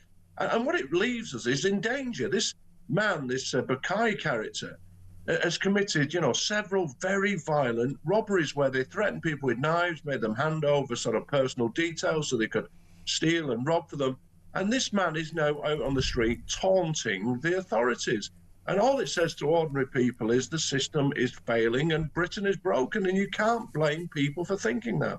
I think it's a very, very fair point. Thank you, Mike. That is Mike Neville there, the former Metropolitan Police Detective Chief Inspector, giving us his views on that. Lots on child benefits, including Paul, who says instead of giving people child benefit in cash, give them a child benefit card that can only be used for food, children's clothing and school uniforms. No alcohol, cigarettes or vapes allowed. Betty says the sad numbers are if you're not paying a minimum of £18,000 tax per year for at least 20 to 30 years of your life, you are a net loss to the UK if you claim 15 years of pension or a few £100,000 out of the NHS. The biggest failure of all governments is not investing everyone's national insurance on their own invested pot. The rest of the EU only allows you to take out 80% of what you put in. 20% is for the system. Mark in Suffolk says the situation of Chagosians being convicted is sweet irony and utter hypocrisy at play. How Starmer plays this will make him or break him, and this ridiculous ideology-driven so-called Labour government. This is priceless, says Mark. And Chris says if Britain owns the Chagos Islands and wants to keep the claim, then there's here's a thought: use the islands as a deportation centre and send all the illegal migration and overstayers out there. Should be nice and easy considering we own them. Very, very interesting. And Elisa has been in touch. She's a former copper and says, in my day, if you lost a prisoner, you'd lose 3 days' pay, if memory serves me right. I've been asking about local business, well, not local, but businesses right up and down the country. I've been asking what people are experiencing and how people are contributing to the economy, the strivers. We are the station of strivers, where we know, as we heard a little bit earlier this hour, that 99% of businesses in this country are small businesses that have, I think, 7 or fewer employees is the most frequent. Phil is in Kidderminster and has given me a ring on 0344 499 1000. Phil, thank you for answering my call. What is going on in your business? Hi, Peter. Hi there. I run a CrossFit gym in Kidderminster. Mm-hmm. So we've been going for probably about 18 years. We've expanded over the last 5. Since COVID. We're at a situation now where we could really expand this business and make this bigger, but the costs that I've had to incur over the last 12 months have really hit us. So things like our business rates went from 4,000 to 11,000 a year. We're just negotiating a new lease, but that's gone up by about 21%, which I've negotiated down to 11%. And we're at a point where we could employ people, but we just can't. We're just too scared to do it, and we're just worried about the cost of it.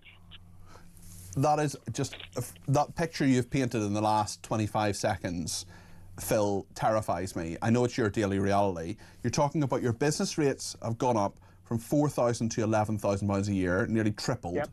You're talking about your lease has gone up by a fifth, more than a fifth.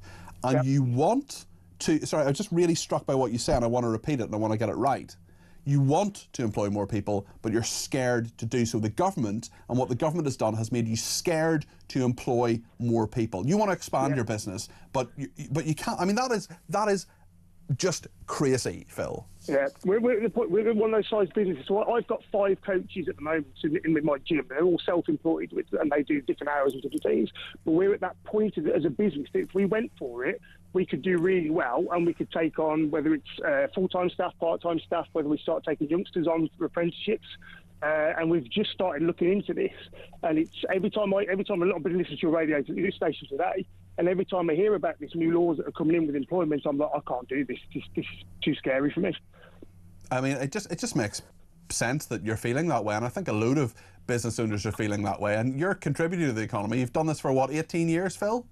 18 years now. You'll have paid a huge amount of tax in that regard. Do you think the government gets this? Do you think Rachel Reeves, sitting there, Keir Starmer, Jonathan Reynolds, the business secretary, Peter Cardwell, sitting there in Whitehall are thinking about Phil in Kidderminster, thinking, do you know what, we could do this, but actually it's going to make Phil's life in Kidderminster running that gym more difficult, or we could just do it because we think maybe we'll get a bit more tax at the end of it, or we think that the unions will be happy with it. What do you think's running through their head? Do they know what Phil in Kidderminster thinks?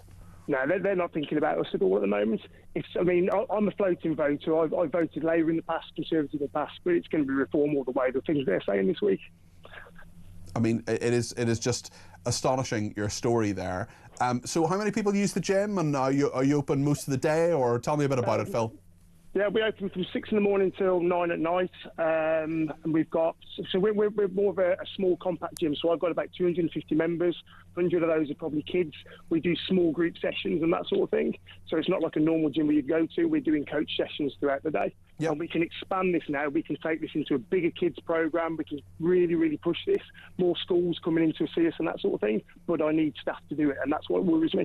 So you're exactly what you've described there, Phil. Your business is exactly 100% what our country should be doing and encouraging. The government should be making it as easy as possible for you. If you want to employ more people, Phil, we're going to do it. We're going to make it easier. You want to expand, you want to, we're going to make it easier. We're going to give you some tax breaks if you're going to employ more people. You're getting kids who need the exercise, let's face it. Many of them, as many of us do, I'm not exactly sitting here as skinny as a wreck myself. You're doing exactly the right thing. You're getting people active, you're making a living from it, but that's just become more and more difficult as time has gone on. If you could talk to Keir Starmer right now, Phil, what would you say to him? I'd say come and have a look at my accounts and how they've changed over the last 18 months. Okay, it's gone from me being able to pay myself a decent wage to I'm working probably, me and my wife run this business, we work an extra 30 to 35 hours a week just to earn what we did 18 months ago. That's crazy. That's so it must feel very unfair, Phil. We're getting self-employed, so it's always hard work. We work 7 days a week, but we need to change that. But again, I'll go back to that same thing. The only way I can change that is by employing more people, or starting to employ people. Phil, would you keep me updated? Would you, when I'm on, maybe in a month or two, just give me another ring and just update me on how things are going, because I'm really interested in what's happening with your business. And thank you for the call. I really appreciate it. That's Phil in Kidderminster. I wish you all the best as well, and Phil and his wife and everybody else working incredibly hard just to keep up with the government's legislation and the pressure that has been put on them. If you're someone like Phil, if you run a business, if you have things to say, or maybe you think the government's done a good job, whatever you think, let us know. 0344 499 1000. We're the station of strivers. We're the station of people who get up in the morning, do the job if they can, and contribute to the economy, just like Phil and his wife do every single day. And we absolutely are very grateful for him for his call. We're going to talk in a second about whether we can survive without oil. Stay with us here on Talk.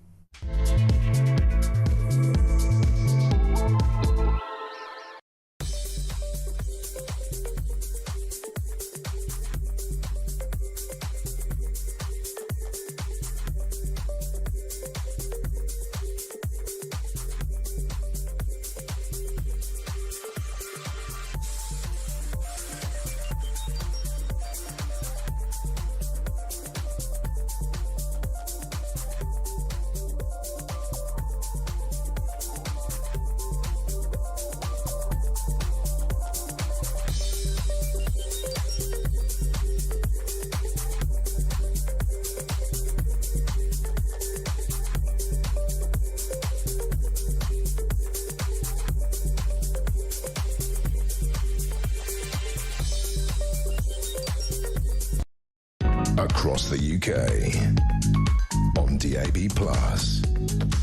on YouTube, on your mobile, and on your side. This is Talk. Well, thank you to everybody who has been in touch. Debbie says having money doesn't get you a job more easily. Having decent family morals makes getting a job easier. What a pompous div Starmer is. Debbie, I think that's a fair point. I wouldn't call him a pompous div, but I would say that the dignity of work, this is something Rishi Sunak used to talk about, the dignity of having a job. And there are lots of people who can't work, and I'm not down on them at all. I'm not down on disabled people. I'm not down on retired people. I'm not saying that we shouldn't support people who genuinely need our help. That's what a compassionate society does, and I'm proud to live in that country. And I'm happy that my taxes go to people who can't work, because that's what we should be doing. However, there are loads of people who can work, who can't get work, or alternatively are deciding not to work, and we need to do something major. Serious surgery is needed. Becca says, are they not allowed to handcuff prisoners to the bed or guard anymore? Is this against their human rights? I don't know, Becca, and we should probably find that out. Steve says, I'm confused about the benefits payments being subject to tax. If tax is paid to the Treasury and the Treasury pays people benefits, then paying benefits tax back to the Treasury is a circular reference. If £100 in benefits is taxed at 10%, then all the Treasury is doing is paying £90 in benefits. It's semantics. This also goes for anyone whose salary is paid by the government. They don't pay tax either. It is just a paper exercise, says Steve. Well, let me tell you, there are plenty of people who do work for the government. I think there are plenty of teachers here who will tell you they pay tax. Let me tell you, I'm the son of two of them. Neil says, if you start training the kids from 14 in trades, by 16 they're ready to go into the workplace with some skills. Not everybody is cut out for higher education, and businesses could reduce the risk of employing youngsters. Neil, I totally agree with you. It is skills really, really important. Not everybody needs to go to university. University is a waste of time for a lot of people. It's an expensive waste of time for a lot of people. That is a fact. Far fewer people should go to university, and we need to be really, really straightforward and honest about the fact of where the jobs are, and work backwards from there and creating jobs, and then work backwards from there and say, what are the skills we need? Do we need a load of people going to a university to study a course that is not going to get them a job at the end of it? And we're so snobbish. There's so many people, it drives me mad, who are snobby about university. Look, I can't do anything practical. I can just about wire a plug. There's no way I should be in a trade. That would be a bad idea for me. I went to university, and did history and politics. Those two things inform what I do every single day. Does the decline and fall of the Roman Empire, is that exactly what I talk about on Talk? No, it's not. But the skills that I learned were really important and really helpful for me. I went to university with a guy who's now an academic in Manchester. He is a professor, and he earns a lot less. In fact, I think he earns about half of what my friend Rob, the plumber, earns. So who's the smart one there? That's my question. Right then, I want to talk about energy. I want to talk about Britain and oil. And Andy Mayer is an energy analyst at the Institute of Economic Affairs. Now, Andy, you're very good to join us today. And there's a paper that the IEA has put out about the economic and environmental consequences of ending domestic oil and gas production. This is a big live political issue. So what do you think, Andy? What are the conclusions? Well, the title of the paper, which is by energy analyst Catherine Porter, is Just Stop Oil ? And spoiler alert, the answer is no, we can't. And the reason that's very simple, that our daily lives depend on oil in all sorts of different ways. There's the stuff we can all see, so getting from A to B in motor transport uses a lot of oil. There's heating our homes, which uses a lot of gas. And then in various parts of the world, they're still very reliant on other fossil fuels like coal. So China, for example, is using a lot of coal to produce the solar panels that we are then buying, that then can't do the same thing as easily. So oil matters, and it matters as products.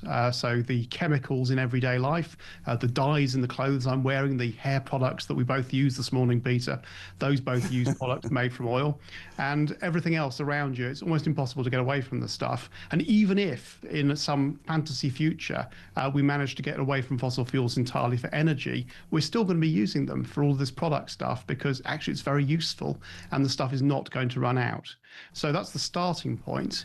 And then the book looks at all of the different ways in which people have tried to justify ending oil and gas use in the UK early, and particularly the impact it's having on people in Aberdeen and the North Sea more widely, who are losing their jobs at a rate of about 1,000 a month.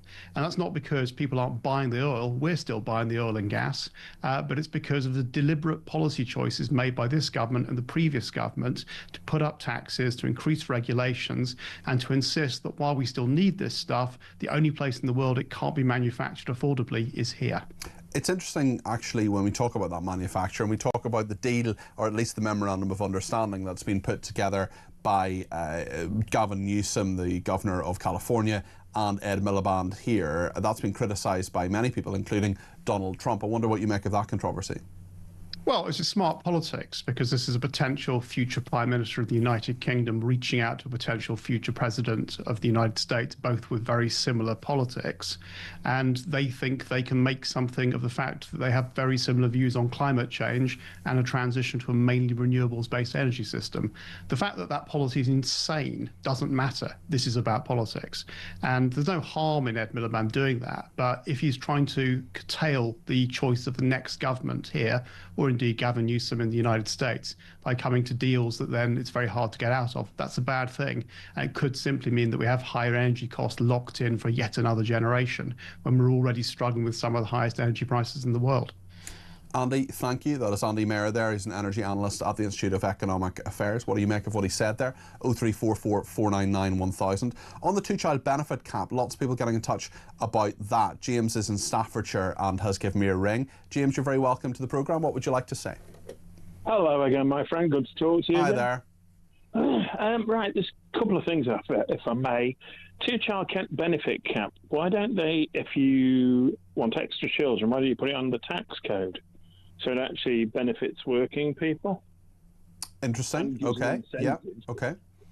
And then the second point I'd like to raise is, I think it was Corby in the 1990s. They tried workfare. So if you were unemployed, you had to give 15 hours, 20 hours, something like that. So going around picking up litter, clearing grass, this, that, and the other, and the unemployment dropped like a stone. Yeah. Because a lot of people who were fiddlings couldn't go to work because they were being forced into doing this 20 hours for a start. Yes. And then the other thing is that it's nobody likes the incentive of working for no pay. Very, very interesting. And actually, it's funny you should mention that, because I'm just remembered, actually, we're just talking about university, and I did history and politics at university, and I remember studying that FDR, Franklin Delano Roosevelt, during the Great Depression and the recovery from that, there was the Works Progress Administration in America that employed people to hold balloons in Times Square to scare away pigeons. It's better to have any job than no job, is my very, very strong view on this. It's better to get out of bed in the morning. It's better for your mental health. It's better for the economy. It's better for your personal development. It's better in general. If you can, and I'm not getting at people who can't work, you should work if you absolutely can. It must be so frustrating. I know there are loads of people, young people, who want to get jobs who can't as well, and that's a real failure of our economy too, James. Yeah, I mean, the way that would encourage people out of work is that they have to say start at 8:30, gets them out of bed. And then if you say that you can't do it, you have to have a full examination. So that I'm too stressed, or this, that, and the other. Well, a lot of these examinations, or a lot of these Department of Work and Pension assessments happen online, which I think is not a good idea. I think they should happen in person. Yeah, that's what I'm saying. A full examination means you are actually, it's not a Zoom call or anything else like that. It would be the fear of being caught out that will push people into work. Very, very interesting thoughts there, James. Thank you. That's James in Staffordshire. Lots of people responding as well to this advert on the Transport Network showing a black man and his white friend harassing a white girl on a bus, banned after just one complaint for reinforcing negative stereotypes. We're going to talk about that in just a minute and take more of your calls too. Lots of opportunity to get your voice on the air between now and 4 o'clock. Whatever it is you want to say, whether you're running a small business, whether you want to talk about the two-child benefit cap and what Reform UK has done, lots on labour as well. I know there are various people getting in touch about the Chagos Islands. Whatever you want to say, however you want to say it, 0344 499 1000. Stay with us.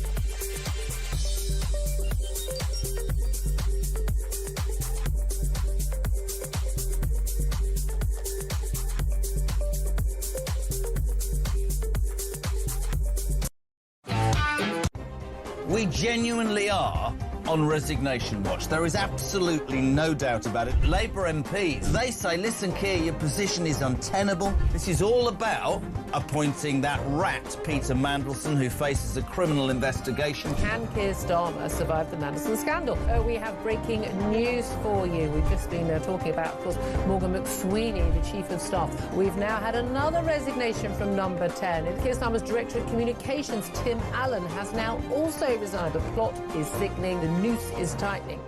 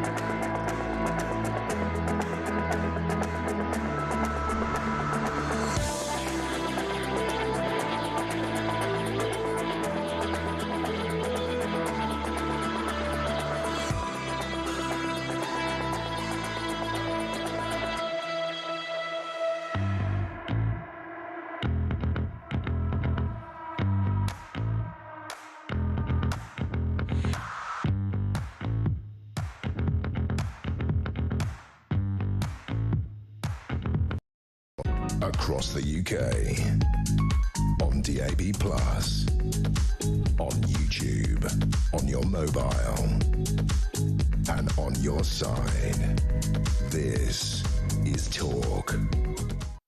Well, thank you to everybody who has been in touch. Give me a call on 0344 499 1000. We're going to get a number of calls, text, tweets and voice notes on between now and 4 o'clock, so do make sure you get your thoughts in. Thank you to this person who says, anyone with a brain knows that this idiotic rush to net zero will be disastrous for this country, says that person. And lots more calls to come up as well. Lots of the benefit system and what Reform UK is doing. They've done a U-turn on all of that, on the two-child benefits cap. So very interesting for that, and lots of people want to get in touch. I want to talk now, though, about the advertisement about the transport network in London. This is an advert showing a black man and his white friend harassing a white girl on the bus, banned after just one complaint for reinforcing negative racial stereotypes. It's at the sort of the middle and the tail end of the ad. You have this black man young man who is sort of leaning through the seat on the bus, saying to the white girl, you know, come on, I've told you you're beautiful, why won't you go out with me? And she's sort of boxed in by his white friend who's sitting beside the girl, so she really has nowhere to go. Let's just take a look at this ad. I said you look cute, I'm trying to take you on a date, you're not listening. Well, that is the worst thing I've ever seen in my life. Crack a smile, I'm only joking with you, mate. Why did you not want to talk to me, man? I'm shooting off or something. Can't you see me? Can you not see me sitting here? What, you can't see me? I'm sat here. I said you look good and you don't want to go out with me. Hello? Can you hear me? Seeing someone else uncomfortable makes you uncomfortable. So this has now been banned after just one complaint because it apparently reinforces negative racial stereotypes. Ebs Akintade is a political commentator who's with me now. Ebs, great to have you on the programme. Do you think this ad should have been banned? No, of course it shouldn't have been banned. Look, in the video, it's only a 2-minute advert, and there are 3 different scenarios. One of them is the scenario you just mentioned, finished, with just one black guy. The other one, the other scenario is a white guy being insulted on a platform wearing a glittery outfit, and that's on the overground. And then there's a black girl being harassed by one white guy on the tube. So you've got these different scenarios with different people. And the colour doesn't really matter in this instance. It's just about the people who are being picked on versus the ones who are actually victimising those other people. So it's completely mad to ban it just on one complaint and with a scenario where colour actually doesn't matter. It's just about people being fair. I do wonder about this, and I think it's a bit, it strikes me, and I wonder what you think, Ebbs, that it's sort of a bit patronising, really. There's one complaint, one person somewhere says that it's reinforcing a negative racial stereotype. I just wonder whether you feel patronised by the fact that this has been pulled. Yes, I do. As opposed to watching it and seeing a black guy in it who, on the end of the advert, is part of that scenario. I've never for a minute thought, because I'd seen the advert in the last few weeks and months and thought nothing of it apart from it's being kind to other travellers on transport, which you're trying to get from A to B. So I would never at all feel that there's anything wrong with this advert. And yes, I do feel patronised and slightly insulted, because if you think about it, every advert on the telly could have a complaint from someone from somewhere. So are we going to live in an age where we don't have any adverts at all? Yeah, well, something will always offend people, and nobody has the right not to be offended. People could say I'm wearing a pink shirt today and they find that offensive, or just my face in general, and frankly, they'd be right.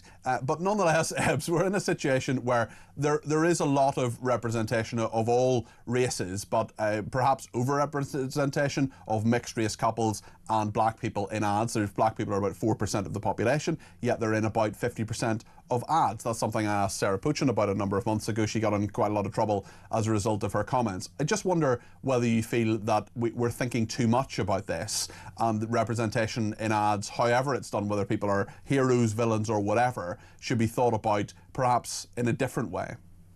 Yes, because we're going too far down the line where everyone's getting too insulted about everything, whether they mean to or not.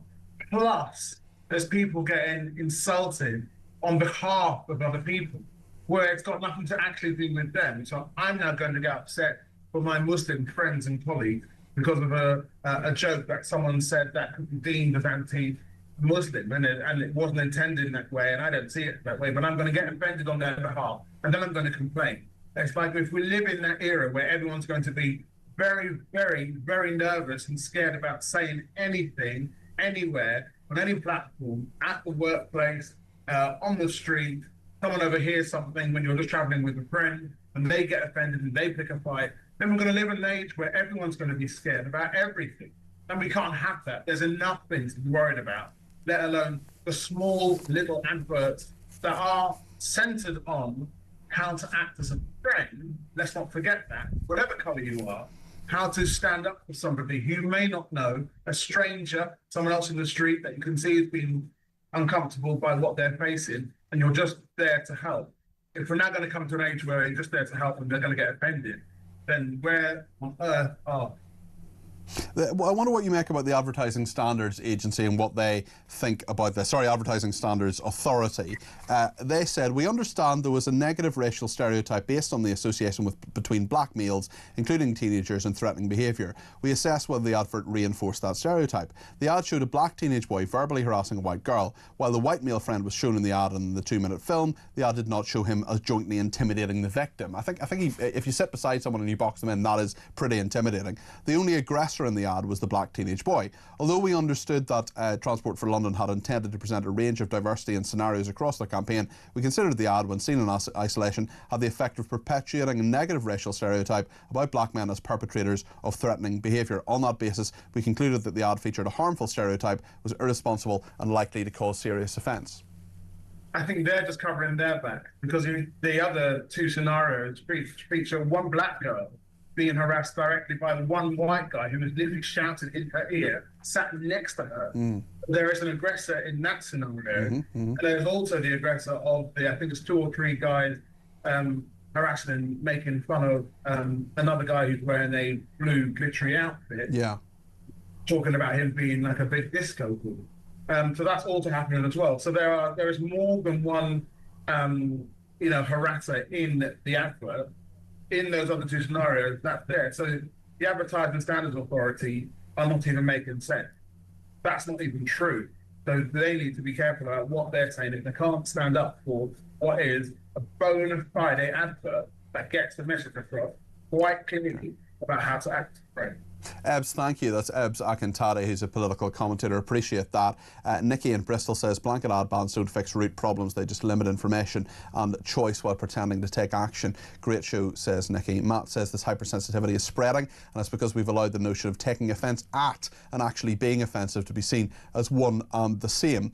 Matt also says, I think this is the same person, says, regarding the banned advert, I only have a radio, but I've got an opinion anyway, of course. I imagine it's intended to be a little unsettling. At the very least, I'd rather hear about the number of young men who've been made to think that about their behaviour. If it's having any impact on that, it is a winner. Well, Spencer in Warwickshire doesn't want to talk about that, actually wants to talk about artificial intelligence affecting businesses. Spencer, your thoughts on this? You're very welcome to the programme, and thanks for giving me a call. Hi, Peter, thank you. There's just two observations I wanted to add to the discussion about employment. The first one really was since COVID and the huge shift to remote working. I'm actually employed at a multinational, and as the years have gone by and the business is seemingly happy with people working remote, more and more of those jobs are falling away to offshore and not based in England anymore, basically because the cost pressure and the cost difference is just massive in terms of that. And then secondly, as AI has got better and better over the last years, particularly in the last 6 months, the people that are in the business can just output more and more. Yes. So actually, there's no need to, companies not seeing the need to hire or open up any more job roles. They're just using AI to effectively generate more output and therefore removing the need to actually employ anybody further. And those are just two things I've seen really rapidly pick up in the last 6 months. I just wanted to throw in there. Well, thank you for telling us that, and it's really interesting to hear that, and really interesting to hear your perspective as well. That's Spencer in Warwickshire there. Spencer, are you on your way somewhere for your work? Are you heading somewhere in your car? Yeah, I'm just headed back now. Okay, good man. Well, listen, thanks very much for giving us a ring, and I just very, very interesting hearing what Spencer says, and whether you're listening in your car, whether you're at home, whether you're listening on your smart speaker, your DAB plus radio, watching on YouTube or your connected device. Remember, of course, your connected TV. 3/4 of homes have them. You can watch us on that as well. Loads of ways to access the home of common sense and the station of strivers. We're going to talk about what's happening in the Chagos Islands, the spending boost for defence, which Rachel Reeves is apparently blocking. Also, dogs at the World Cup in 2030. This is what's happening in Morocco. Apparently, they're going to shoot and kill 3 million dogs. That is the proposal. Yes, really, absolutely horrendous. And we'll talk about the Epstein files as well, because there's so many more revelations day after day after day. Those are happening. Whatever your opinion, however you want to express it, give me a shout. 0344 499 1000.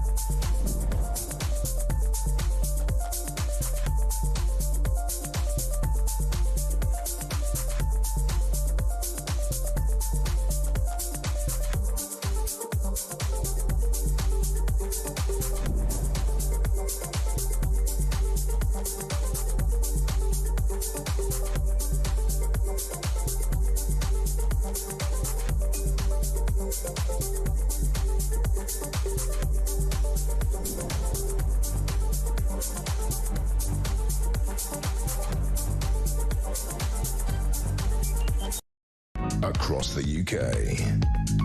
On DAB+, on YouTube, on your mobile, and on your side. This is Talk.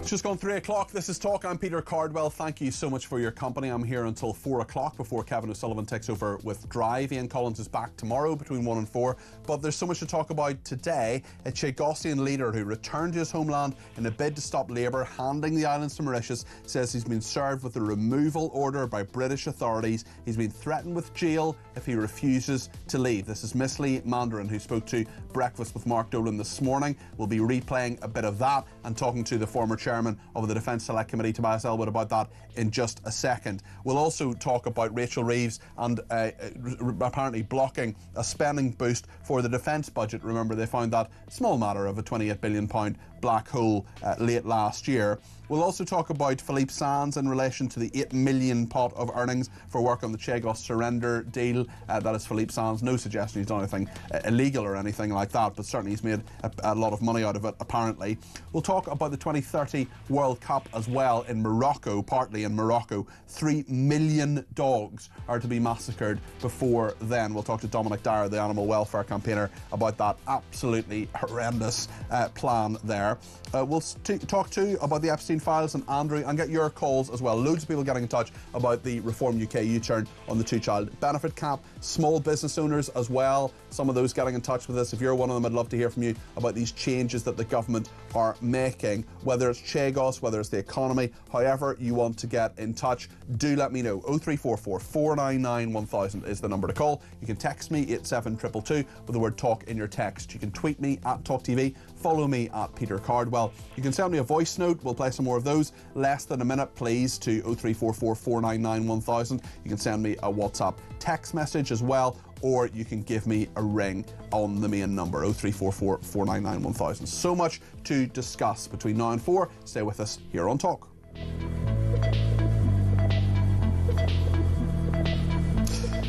We're also talking about what you're giving up for Lent, and Jason has been in touch from the Lake District to say we've just completed the 3,466 days of dry January. There's absolutely nothing we're giving up for Lent, says Jason. Well, thank you for that. Also, the value of a university education, or lack of. Nat's been in touch from Tel Aviv and says, Peter, can you have a word with my parents? They're giving my daughter a hard time for opting against university, being of the generation with the mindset that no respectable employer will ever hire her without a degree. I have an MBA, a Masters of Business Administration degree certificate that's highly effective at attracting dust. Paul has also said, I definitely won't be watching the World Cup in 2030. What they're doing to those dogs is disgusting, pure evil. I hope the participants boycott the event. Well, we always see so much hypocrisy around this, particularly in regard to Qatar, #David Beckham. Right then, let's talk about this story this morning here on Talk, on the breakfast programme. The Chagosian leader served a removal order after landing on one of the Chagos Islands. He returned to his homeland in a bid to stop Labour handing the islands to Mauritius. He says he's been served with a removal order by British authorities, threatened with jail if he refuses to leave. This is Miss Lee Mandarin, who is First Minister of the Chagosian government in exile, revealing that the British Indian Ocean Territory patrol officers had delivered an eviction notice ordering him off the island. This is what he told Mark this morning. We're just being served this piece of paper to leave the island, to leave my homeland from the British patrol, from the British Indian Ocean Territory patrol. They just serve me this, which is absolutely a disgrace. A disgrace indeed.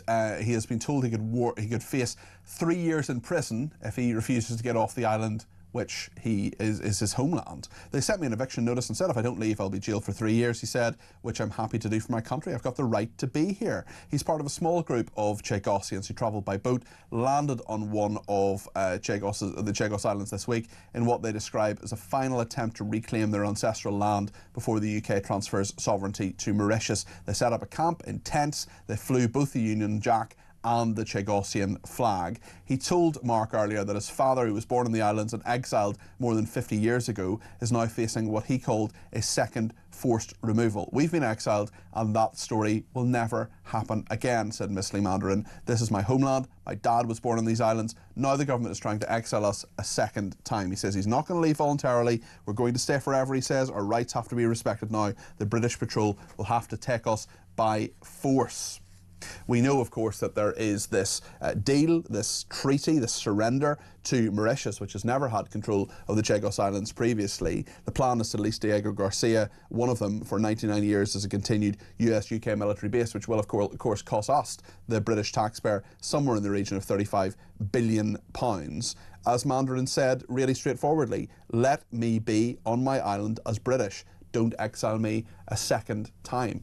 Let's speak to Tobias Elwood about this. He's a former chairman of the Defence Select Committee, also former Defence Minister himself.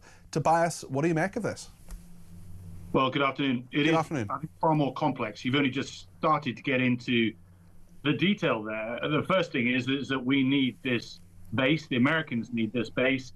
And both the Americans and British have worked hard to strike a deal which is legal and long-lasting. And if anybody is going to get the best deal, it will be the Americans. Donald Trump has made that clear. He's confirmed he supports where we are today. And it needs to be made clear why we've ended up here today and what would happen if perhaps we try to ignore this and continue down the path of just doing things on our own. Because it actually goes back to Napoleonic times when we defeated France. We took over many of their overseas assets right across the world, including Mauritius. And I understand some Royal Navy captain walked into the French governor's office in the Port Louis, looked at the big map behind the desk and saw that it came with a lot of other islands, including the Chagos Islands, miles and miles away. We then continued to govern both Mauritius and the islands as one, all the way until the late 1960s. And it's only then, when much of Africa was seeking independence, including Mauritius, that we decided to then split the islands and Mauritius, to say they are two separate entities when we just spent a couple of hundred years governing them as a grouping. And that is where, in the legal international courts, we've run into problems. And they haven't been binding, the outcomes of those courts. But the next step would have been that it could have been a binding case made against us, which is why we've ended up with this deal of where we are today. I should also qualify that it's 100 million a year. That's the lease terms. It's also 100 million a year for the Americans. We've gone halves on this deal. They pay for the upkeep of the base itself, which is comprehensive, given it's got submarine bases, it's an airstrip and so forth, which we use too. So we're both in it in halves, and that's how we've actually moved forward. It's far from ideal. We'd love to keep it ourselves, but the next step would have been that international courts would have ruled against us, and we could have just said, fine, we'll ignore that. But then the African Union would have teamed up behind Mauritius. Actually, we'd have probably Tobias, lost access. We'd have probably lost access to minerals, rare earth minerals, access and so forth. Would have been punished from that perspective as well. This is the details, I'm afraid, that's meant that we are where we are today, which, as I say, is far from ideal. But there's no reason for us to be where we are because of the law of the sea and the, as Mark Francois, your party colleague, was pointing out to me the other day, there is actually a provision in regard to the law of the sea where if it's to do with military installations, we could, the treaty would be null and void. So there is a legal get out for this, but there would probably be consequences, as you correctly say. What do you think the impact of this action by Miss Lee Mandarin and various others will be? I'll be honest, I don't know the details of that. It shows you how complicated this is. I mean, going back to the case itself, then, you know, let's put it to the international court. Let's make that case. Everybody comes around, including Mark Francois and others, and say, why do we do this? Why do we do that? Well, let's do that. Let's take that. Let's work with the Americans. But he's saying the government could actually use a series of parliamentary questions have been asked in the last number of months, which show that there is a get-out clause in this. The government seems to be ignoring that. No, I think if you were to take this to the international courts in order to put this forward, and you don't think the Americans have not looked at this? Do you not think this has somehow eluded everybody and it's suddenly Parliament that's the government doesn't seem to know the provisions that are actually available because they are proceeding with this. They're talking about a risk of legal action which hasn't come, which hasn't happened. The Conservatives booted this into the long grass because they knew that it was unlikely that that would happen. And we're in a situation now where it's reported that Philippe Sands, who describes himself, and I'm not saying for a second that he's done anything illegal or anything unethical, but he describes himself as a great friend of the Prime Minister. His legal action, not him personally, but his legal action has been allocated at least £8.3 million from the Mauritian state. So we have someone who has described himself as a great friend of the Prime Minister who has very seriously materially benefited from this action, which may not need to be taken. Okay, I simply go back to the point that in a number of international courts, we had run out of road. They were non-binding. The next step would have been that the legal challenges against us would have been binding. And we can say, as some have suggested, just ignore the international courts. Look, everybody else is, including America. But when you've got Donald Trump saying, we're not going to get a better deal than this, signing this deal, confirming that we need the base, then that's currently where we are. If anybody comes out with another idea as to how this might actually work, looking at the details, then I'd be delighted to hear it. But the point is that Mark Francois has done exactly that. A series of questions have been put in. There is a get-out clause within a provision to do with the law of the sea, and that could happen. Let me just ask you about the defence budget more generally, Tobias, because Rachel Reeves appears to be blocking a spending boost for defence. They seem to have realised laterally in the last few months that £28 billion has been, there's a black hole of £28 billion in the defence budget. What should the Chancellor do you think? Well, the defence review that took stock of our defence posture didn't hold back in its language, making it very clear to the British people our world continues to fragment, global order is in decline, and the character of conflict is changing fast, not least in the digital perspective. The enemy is already at our gates. We saw that with the attack on Land Rover Jaguar, for example, or Marks and Spencer's. The threats aren't in far off places anymore. They're here on our shores. And to top it all, we now see America disengaging and dialing back, no longer helping with our efforts in Ukraine. So this is the backdrop from which the Prime Minister then said, absolutely, we need to bring forward that increase in defence spending. It is therefore baffling to learn that the Treasury is pushing back on this.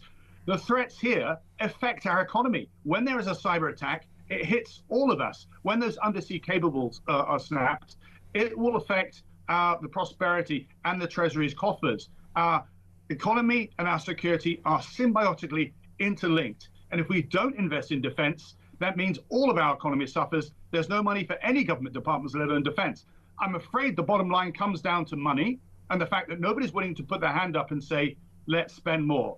I would invite Keir Starmer and Kemi Badenoch and other leaders to get into a room, remove this as a political football, and say, we're going to have to spend more on our defence. This is 1937 again, or we will suffer. Let's put 1% increase on income tax. That's the cost of a cappuccino a day for the majority of the country, to say this money will be ring-fenced to keep us safe. That is a sort of leadership that I'd like to see from our government and our opposition. OK, Tobias, thank you. Tobias Elwood there, former Defence Minister. Let's speak to Joan in Sunderland, who's given me a ring on 0344 499 1000 about the Chagos Islands. Joan, you're very welcome to the programme. What would you like to say? I'm getting increasingly more frustrated and more enraged each time I hear about this. I cannot understand why the Chagos Islands is so important when this country is going down the toilet. I can't understand the speed that this deal is being pushed through, and quite honestly, I think there's a very bad smell around this. Starmer and Hermer, human rights lawyers, worship at the altar of human rights. It seems the Chagosian people don't have any, but not just the Chagosian people. If you realise, last year this same government denied British people the right to vote in local and mayoral elections, and they would have got away with it this year if it hadn't been for Nigel Farage and Reform. This Prime Minister is an absolute disgrace. He's got total amnesia when he wants to. And as I say, a quote from Scripture, they're a bunch of hypocrites and a brood of vipers. I am absolutely disgusted that this man can choose to be a lawyer one minute and everybody's human rights are taken into account. But then he has lapses. He picks people and he drops people. Joan, thank you for that. Really interesting thoughts there. Appreciate that. I agree with you on so many of those points. And I think there is a question, at least a question, that can be asked about Philippe Sands. No suggestion he's done anything wrong, no suggestion he's done anything illegal. Simply saying that someone who describes himself as a great friend of the Prime Minister and indeed of Richard Hermer, Lord Hermer, who is the Attorney General. The three of them worked together previously. The exact figure he has taken home is unknown, but we know that £8.3 million has been allocated from the Mauritian state budget for the legal action around this, and we know that he, as the lead person, he's a King's Counsel, would have received a fair share of that because he is the chief legal counsel to Mauritius and has been for the last, I don't think he is anymore, but he has been certainly for a 14-year period. He led the series of legal teams who are almost exclusively tasked with fighting for the secession of the island to Mauritius. So it is conceivable, I'm not saying it happened, I'm saying it is conceivable that if you are a great friend, you talk to that great friend about your work and you say, this is what we're trying to do, and then conceivably Keir Starmer might think, well, maybe it's the right thing to do. It's very interesting. There's a lot of people in Number 10 who aren't happy with this, we're told, and there might be yet another U-turn on this. Let's hope that happens, because I think it's a bad deal. I think it's a deal that doesn't have to happen. And as Mark Francois was pointing out the other day, that there are legal ways round it, as has been established. We're going to talk in just a second about dogs at the World Cup. This is in 2030 in Morocco, because there is a plan to massacre 3 million stray dogs in Morocco. It is absolutely horrendous. We know that there is so much sports washing. There are so many times when World Cups and large international tournaments go ahead and people say, oh, it's all about the football. Well, actually, it's sometimes about other things as well. It's about the politics. It's about the human rights of people in Qatar, for example, slaves building some of those stadiums. It's about the hypocrisy of some people who say they care about things like people's lives, people like Gary Lineker, who's a hypocrite, people like David Beckham, who's a hypocrite, specifically on these points, and others as well, many, many others when it comes to Gary Lineker. We are in a situation where this has just come up. We know that this is coming in 4 years' time, and we're going to talk to Dominic Dyer about it in a second. So stay with us here on Talk.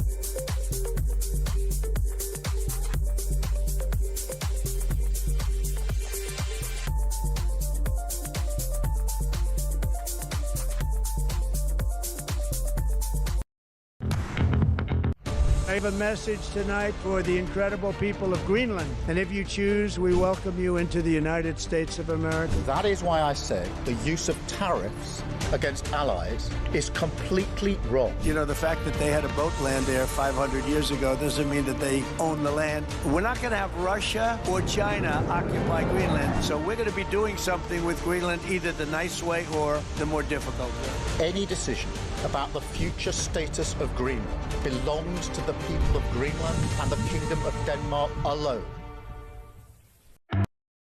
Across the UK, on DAB+, on YouTube, on your mobile, and on your side. This is Talk. Dave's been in touch from Bristol saying, whose side is Tobias Elwood on? Wasn't he a Conservative? He was. It sounds as if he's a Starmer supporter, says Dave. Gary says nothing sums up the folly of our headlong dash for net zero and the fact that over the last couple of decades we've closed down all our remaining 20 or so coal-fired powered stations in an effort to save the planet, whilst China has been and still is opening new ones at a rate of knots and now has almost 1,200 of them. Seriously, what was the point? Thank you for that, Gary. Thank you also to Jason in the Lake District, who says, I would disagree with Tobias Elwood with putting a penny on income tax, sort the invaders out and send them back to France. There's your money, and also making us safer as 50,000 plus men of fighting age from alien cultures won't be here to do any harm to us should they choose. Thank you for that. Lots to discuss specifically in regard to Morocco. This is a story that I saw earlier. It has really disturbed me. As you know, I'm a huge fan of animals, and not as much as Dominic Dyer, the animal welfare campaigner, an absolutely indefatigable campaigner all his life for the welfare of animals. Great guy. We're going to talk to him in a second. I'm going to give some detail here that if you're listening perhaps in the car or at home with children, you might want to just turn down the radio or the telly just for a second, because some of it is a bit distressing. I certainly find it distressing. There are shocking images and reports of dogs being killed in Morocco, drawing global scrutiny of the campaign. This is going to be, Morocco of course is going to be a nation in 2030 that holds the World Cup alongside Spain and Portugal, but there is now a proposed cull of stray dogs across Moroccan cities. There are something like 3 million stray dogs that live on Morocco's streets. Animal welfare organisations have released images and testimony alleging Moroccan authorities are using harsh methods, including clamping dogs by the neck, loading them into trucks and poisoning or shooting them before disposing of their bodies in mass graves. A report published last month described Marrakesh as a kill centre where canines were transported in white vans and processed in a warehouse facilities fitted with meat hooks and washable flooring. Witnesses in other host cities allege dogs are starved for days before being burned alive at rubbish depots. These are really, really disturbing reports, and I want to talk to Dominic Dyer about it now. He's the animal welfare campaigner I mentioned a minute ago. Dominic, absolutely horrendous that this is happening. Tell us your thoughts on it. Yeah, well, it's not new. We've been aware of this problem, obviously, because it's getting more attention now because Morocco is going to be a co-host for the World Cup in 2030. Morocco, like many countries in the Middle East and the developed world, has a significant problem with street dogs. And, the way to deal with that is to put in a proper veterinary strategy where you neuter and spay the dogs, you stop them reproducing, you deal with the rabies problem by vaccinating them against rabies, and you set up centres to bring dogs in for rehoming. And it works. If you do that, even in developed or developing countries, you'll massively lower the problem of dogs on the streets. It hasn't happened in Morocco. The government had pledged to do work on this at a national level. The municipalities are doing their own thing. There's a lot of corruption in that country as well. And the result is horrible. What you're seeing is large numbers of dogs being rounded up, thrown into lorries and trucks, as you've been saying. Some of them have been poisoned with strychnine. Many of them are just being shot with shotguns and pistols by people that are not marksmen, so they're wounded them and not killing them outright. And it's horrific. It's part of a wider problem in Morocco. A lot of people go on holiday there, and you get people taking monkeys out of the mountains and sort of, putting them on chains and sort of carrying them on their shoulders for photo prop tourism, which, is Born Free as a charity I work for. We do a lot of work to draw attention to that as well. A lot of animal cruelty. But I think the responsibility here is for FIFA to do something, for big soccer clubs and well-known celebrities in football to stand up and say, actually, we're not going to accept this.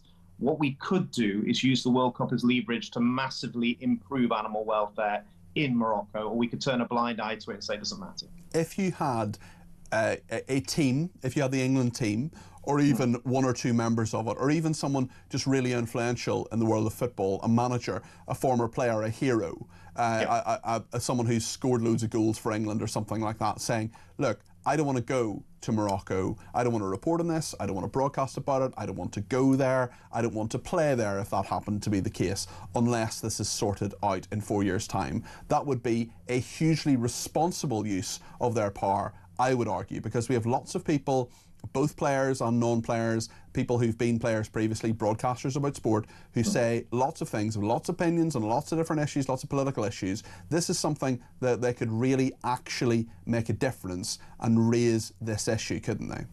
Absolutely. You know, I'd like to see Gary Lineker speaking on this. I'd like to see David Beckham speaking on this. We know the sort of people that have the influence, and they could bring money to bear. There's lots of charitable organisations. You know, people like Ricky Gervais and others have been speaking out on it. But, you know, what we need to see is a united front, I think, from celebrities, people with money and resources who can sort of go in there and work alongside government and say, you know, with FIFA supporting this and putting resources in, that actually let's use the World Cup not just to improve human rights, but to improve animal rights as well. And there is an issue here because the United Nations has a motion that it put before its Congress recently, looking at, you know, violence towards animals, the impact on children.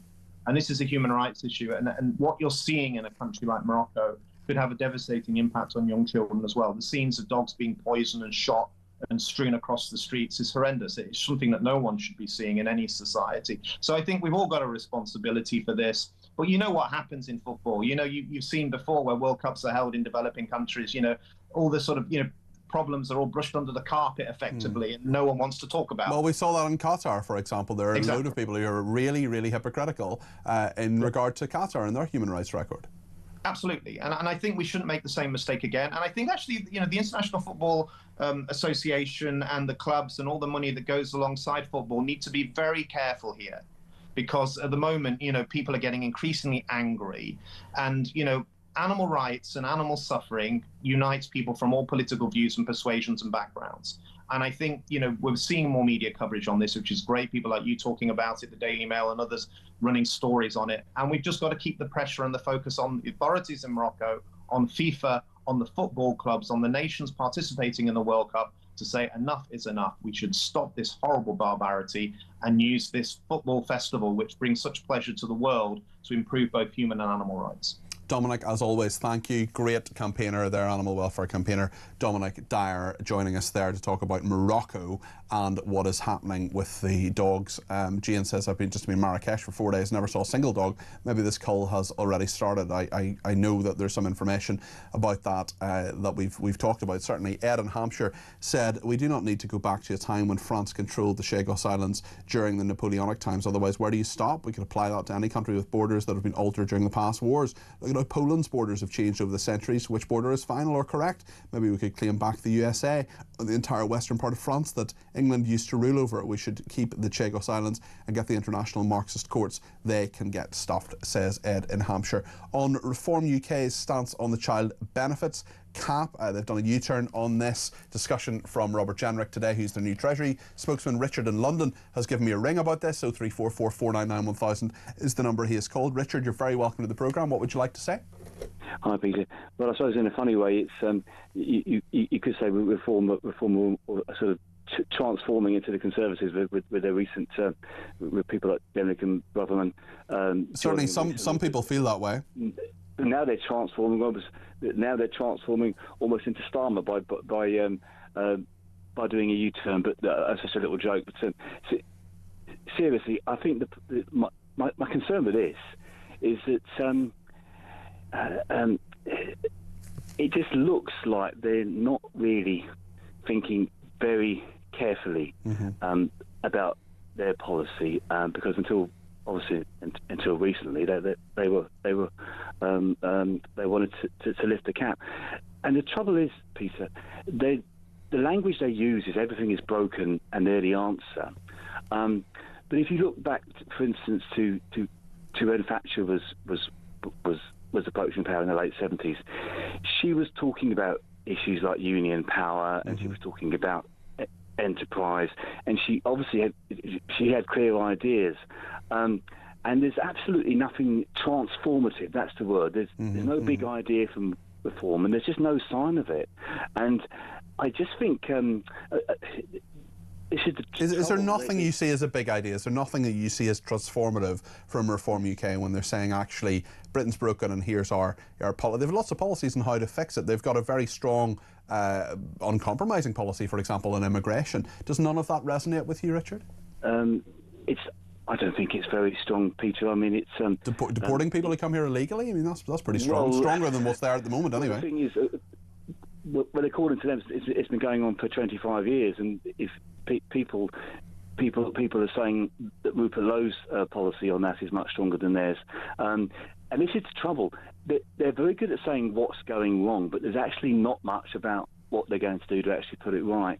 And you see, the trouble is, again, if you compare it to Thatcher, if you compare it to what she did, she had clear ideas. I'll give you 3 examples. On union reform, on nationalisation, on council house sales. Yeah. It was clear that it was very clear that she had new ideas. I think that's a fair point, and we certainly need more detail from Reform UK. Well, but also there are three years between now and election, although Nigel Farage says there's going to be less than that. Richard, listen, thanks for mentioning that. He mentioned Rupert Lowe there and Restore Britain, and interestingly, there's been a poll by JL Partners that says that 92% of people don't know who Rupert Lowe is. Apparently only 8% of people do, and Ben Habib, only 4% of people know who he is. So certainly Ben Habib with Advance UK and Rupert Lowe with Restore Britain, they're launching these new parties. It's very interesting. I find particularly with Rupert Lowe, the people who do know him and the people who support him really do. He engenders quite a lot of really quite strong support from the people who do know who he is. So I'm happy to talk about that or whatever else you want to talk about between now and 4 o'clock. 0344 499 1000. Kevin, Southampton, has been in touch about Morocco and what's happening with the dogs there. I'm a dog and animal lover and have been for 60 years, and to hear this news honestly chokes me up, says Kevin in Southampton. It is very, very upsetting. It's horrible, absolutely grim. There's got to be a better way, and there is a better way. There's a very good strategy that Dominic Dyer outlined there. Elisa in Chelmsford says, Gary Lineker, he won't say anything because he can't blame the Jews. Bloody horrific to hear about this. It is heartbreaking. FIFA need to grow a backbone. Elisa got in touch earlier, and she's a former copper, and she was talking about that if you lose a prisoner, you lost 3 days' pay, and she just wanted to make clear that she never lost a day's pay because she didn't lose any prisoners. We were talking about that a little bit earlier on in the programme. We'll take more of your calls, text, tweets and voice notes between now and 4 o'clock. And just on Elisa's voice note, of course, Gary Lineker would deny that he's anti-Semitic. Lots to discuss. We'll talk to Caroline Aston in a second about yet more of these revelations about Epstein and Andrew. It just comes every single day. We'll talk to Caroline about that. And of course, we're on high alert to see what the police do. There's 7 police forces looking into the Epstein revelations, 4 looking into Andrew Mountbatten Windsor. Stay with us here on Talk.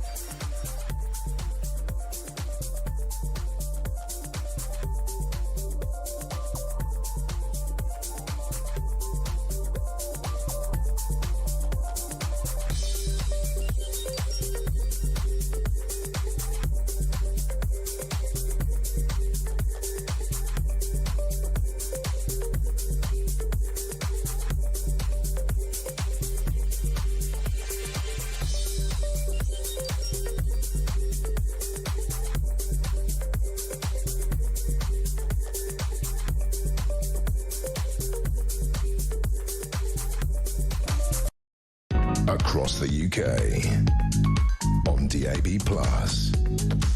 on YouTube, on your mobile, and on your side. This is Talk.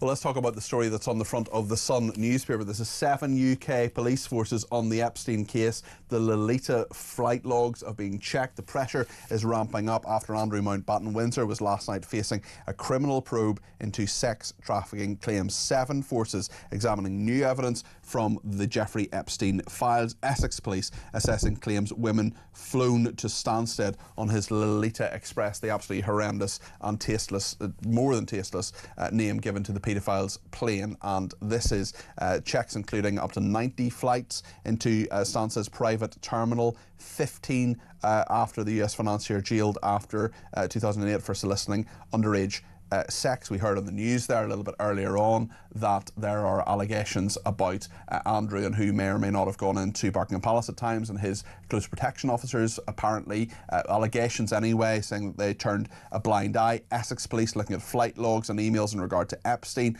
Gordon Brown, the former Prime Minister, saying messages contained the Epstein files linked Andrew to at least one victim who was flown into Stansted on the plane before being snuck, I'm not sure, into Buckingham Palace. Essex police say we're assessing the information that has emerged in relation to private flights into and out of Stansted Airport following the publication of the United States Department of Justice Epstein files.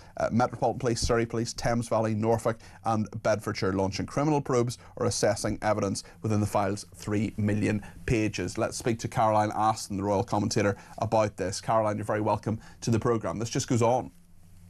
Well, yes, it's the story that keeps on giving out a lot of very negative stuff. And of course, things are very quiet from the former Prince Andrew, now Mr. Andrew Mountbatten Windsor, confined to the Siberian wastes of Sandringham. I'm sure he's had a lot of high-grade legal advice to keep quiet, rather like Ghislaine Maxwell, if you remember, just lately pleaded the Fifth Amendment for fear of incriminating herself. But this is a can of worms that gets bigger and more wriggling by the day. 3 million files to go through. You bet there's other stuff that will come up as time goes on. But I suppose at the root of this, there's a terrible warning, in a sense, to us all, isn't there? Be very careful what you email, what you put out there, because there's always the chance that it might come back at some point in the future to bite you in the backside. And it doesn't really matter whether it's a commoner's rump or a right royal one. And that's exactly what's happening here with forensic analysis of what's contained in these so incriminating Epstein files. It's certainly taken a while for this to happen. These warnings have been around for many years. Virginia Giuffre has put a lot of evidence in the public domain when she was alive, as have many other victims, very, very bravely speaking about this, waiving the right to anonymity as victims of Jeffrey Epstein and perhaps others as well. Do you think we'll really get a full picture of what happened? We have lots and lots of evidence, but putting that together from an email saying one thing, a victim saying something else, evidence from perhaps a close protection officer or someone else who dealt with logs of people coming in and out of royal palaces. It'll take a long time for that to come together. I just wonder how hopeful you are that justice can truly be done for the victims, and that those who are the perpetrators, whoever they are, in whatever position they may be. We had the head of the Crown Prosecution Service, Stephen Parkinson, saying that Andrew, saying not necessarily about Andrew, but he said no one is above the law. Do you believe that to be the case, and will full truth and justice eventually emerge, or is it too late because of the passage of time, Caroline? I think you're absolutely right to put the victims in first place there, those who were the victims, the people who were trafficked, the people whose lives will have been changed forever by the Epstein years. Will we have full revelation? Well, that's a story yet still to unfold. The problem is this hangs, doesn't it, like the sword of Damocles over the head of Mr. Andrew Mountbatten Windsor, who continues to deny wrongdoing. And as I've said several times, what is wrongdoing? Define it. What is your definition? You know, what's the worst thing of all about all of this? I get the impression he still doesn't get this. He still sees himself as having that invisible Teflon coating called being royal that has protected him for so many decades. And he isn't quite able to come to terms with what's now emerging. Full revelation, that will take a long, long time.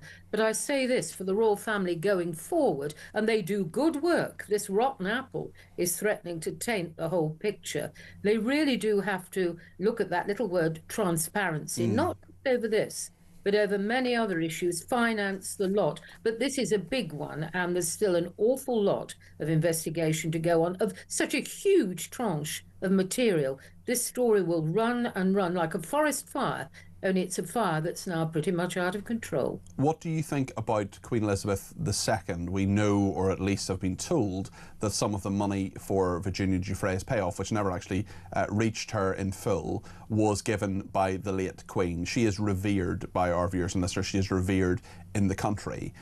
But now some people saying, and well, a few have said previously, I wonder in your estimation whether her role in this will come under scrutiny and perhaps her reputation may change.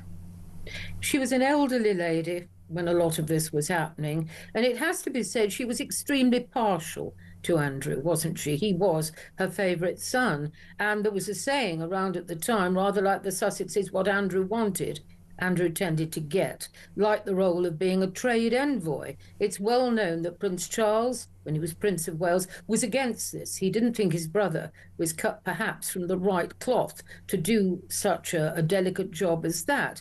The Queen loved her son.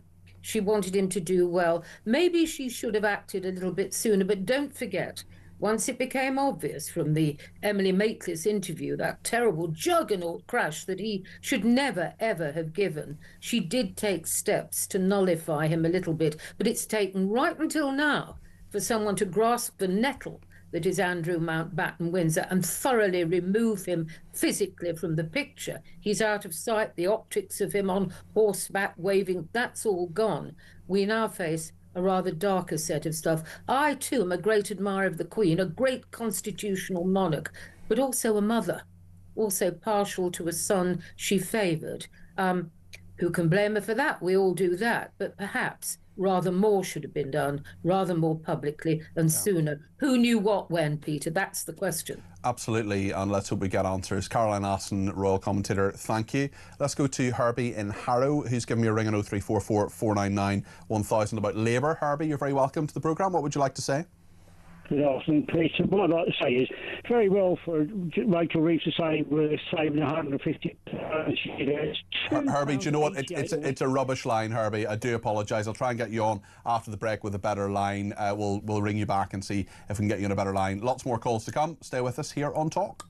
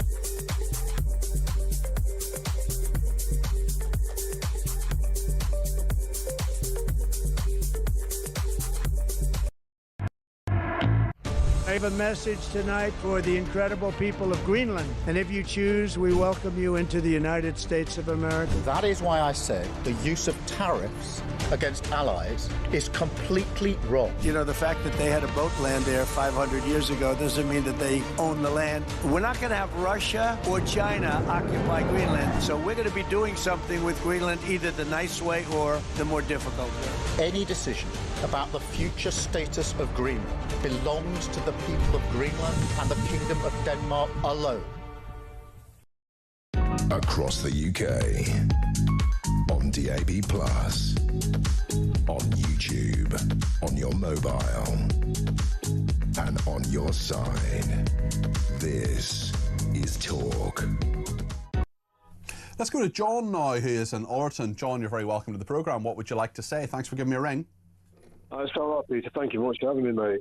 Yeah, it's about, you know, like when people like to run benefits like regarding mental health issues, basically, like and that. When I was younger, I mean, when I was in the 80s and 90s, I was under 85 years, like, and I underwent 4 examinations through the mental, well, the health issues regarding the fact that I was claiming benefit. Yes. I'm sorry to hear you went through that, John. That must have been very tough. It was at the time, yeah, but you see, benefits today, like, they get it over the phone now. I understand, like, COVID was out there and then, like, at the time. But when I see people now that seem they've got anxiety and so forth and so on, like, and they're ringing up, like, and they're getting it over the telephone, like, they're not getting a full examination like what I did, like, when I was very ill. Yes. To the point where I had to lift my legs, lift my arms, walk across to see whether I was fit enough to work or not, you know what I mean? Yeah, yeah. No, listen, I can see that, and I can see that you know, those assessments I think do need to be done in person. And when you think of the amount of money, perhaps over a number of years, that would be given to those people, we need to get it right, John. We need to be to be clear that it's done correctly, properly, transparently as well. Yeah, it is, because at the end of the day, I mean, I still work. I work 2 days a week, and to be honest with you, like, I mean, I do see people that do pull the things like they get away with it and so forth and so on. And to be honest with you, like, they should bring it back, because at the end of the day, I work and, you know, I still pay into the system, like, you know what I mean? Yes, yes. You know, it's, but like I say, I'm voting reform now, and I hope that things might change, because I've always been a Labour person, like, you know what I mean, for the life that I've voted, like. Well, we'll see what happens. John, how are things with you now? Are things okay with your mental health and everything? Yeah. Well, I still think about the anorexia I went through for 5 years, which nearly, to be honest, ended my life. But I pulled myself through it, and now I'm a lot better. Like, at the end of the day, I could easily pull the point where I could turn around and say I'm mentally ill. Well, it's very good you got through that, John, and it's rare to hear somebody talking about anorexia from a male perspective as well. It is, because I mean, I used to be a miner, and to be honest with you, it just seemed to, how I became anorexic, I don't know. But I ended up in what you call a mental health called Millbrook in Mansfield for 3 months, like, basically, like. And to be honest with you, it was the granddad who pulled me through it. And to be honest with you, not many males go through this thing. But to be honest with you, yeah, I could still say that I'm mentally ill, but I'm working now and I'm happily married, and the benefits I get from that, I can't really. Well, good for you, John. I really appreciate you giving us a ring today, and I wish you good mental health for the rest of your life. If you've been affected by anorexia or anything that John has said there, do go to talk.tv/helplines. There are an awful lot of different views that you different services and different pointers there that you can look at. talk.tv/helplines. I want to speak to Grace in London now about the two-child benefit cap. Grace, you're very welcome to the programme. Thank you for giving me a ring on 0344 499 1000. What would you like to say today? Well, first of all, best wishes with giving up Diet Coke. Thank you. We're an R16. Well, that's very impressive. When I ran out of the artificial sweeteners I put in my drinks, I became very upset about it, and it was, so good luck with that. Thank you. I think that it's weird for me seeing the Labour government moaning at reform, saying they're going to push children into poverty, when the Labour government cut aid to some of the very poorest children in our world, money which can make much more impact pound for pound. So I know that a lot of people listening to this don't support overseas aid, but if the Labour government want to accuse people of pushing children into poverty, they're hypocritical accusing Reform of doing that, given their own policies. I mean, Keir Starmer says that he has lifted 500,000 children out of poverty in this country. For example, he'd talk about that, wouldn't he? It's relative poverty. That's not to say that those children shouldn't receive support, but it's not the severity of suffering of some of the children affected by programmes that the Labour government themselves have chosen to cut. So I just think that the Labour government is being hypocritical, frankly. And I think that more broadly regarding the two-child cap, so far as I can understand, there's too much of politicians kind of oversimplifying the situation and pretending that all the families receiving this money would be in one situation, whereas actually families are so different. So it's not the case that all parents who are getting this money would be lazy, or that they're all necessarily in desperate need. There needs to be a more sensible approach to make sure that these children here in Britain get the things that they really need, such as supermarket vouchers, for example. I don't think that necessarily just lifting the cap and handing out more cash is necessarily going to be the most efficacious way of using those resources to help those kids. Thank you, Grace. Lots of really interesting thoughts there, and great use of the word efficacious as well, which you don't hear enough on this station, or indeed in life in general. Grace, thank you. That's Grace in London there. Let's speak to Robert in Hertfordshire, who has some thoughts about Nigel Farage. Robert, you're very welcome to the programme. What would you like to say? Well, yeah, I'm a Reform member, but I think I might have told you before. I've done it to cheer myself up when Labour won the election. I've never had a lot of faith in Nigel. However, he's the only one we've got, so we've got to get, he's never going to get together with Rupert. That ain't going to happen. So what I'd like to know is his main stumbling block. How is he going to handle the Westminster blob? Because they're the ones who are calling the shots with this government. So how's he, what is his plan? Because I think they're just going to block him at every turn. Are they going to reduce their numbers because they're well overstaffed? I mean, you've still got people working from home. He's not said anything about that, and that's going to be the main blocking factor to get anything done. What's your thoughts? Well, it's a really interesting one in regard to Nigel Farage, because really what he wants to do and what Reform UK want to do is a real reset of this country and how this country works. They want radical change. Labour have changed some things. They've had, I would argue, radical reform in terms of how businesses run. We've heard a lot of that this afternoon. We may well be hearing from more business owners between now and 4 o'clock. And Robert, but what Nigel Farage wants to do is he wants to kind of change everything. He's going, Robert Jenrick had a big sign behind him today saying Britain is broken. This is rebuilding the whole country from the ground up, and that's a mountain to climb, even if every single person's on your side, which they won't be. Reform UK, 24% in the polls, 3/4 of people are against them. Well, yeah, I've always thought Nigel Farage is a snake oil salesman, still do really. Even though you're a member of Reform UK? I am a member, but I didn't renew it the second time. I renewed it. And I didn't renew it the second time. Okay. Well, Robert, listen, thanks for your thoughts. I really appreciate that. That's Robert in Hertfordshire. Thank you to Bex as well, who says, good afternoon, Peter. Good afternoon. Whether guilty or not, this is becoming a witch hunt of Andrew Mountbatten Windsor. I wish journalists would put as much effort about the councillors, police officers and probably MPs who have tried to cover up the rape gangs. Well, we do, of course, talk about that, but that is a very fair point. It's very current, of course, in that this is a very developing story in regard to Andrew Mountbatten Windsor and Jeffrey Epstein and Peter Mandelson and many others as well. But you're right, we do need to talk more about the rape gangs, and that's something that I intend to do in the future on these programmes. Tony is in Edinburgh in Scotland and has some thoughts on what the government is doing with businesses. Tony, you're very welcome to the programme. What would you like to say? Hi, thanks for having me on. I've got a couple of things actually. They're related to the oil and gas and also your businesses. Go ahead, Tony. I'm all ears. Well, I've worked in the oil and gas and petrochemical sector for over 30 years, both for myself and for companies.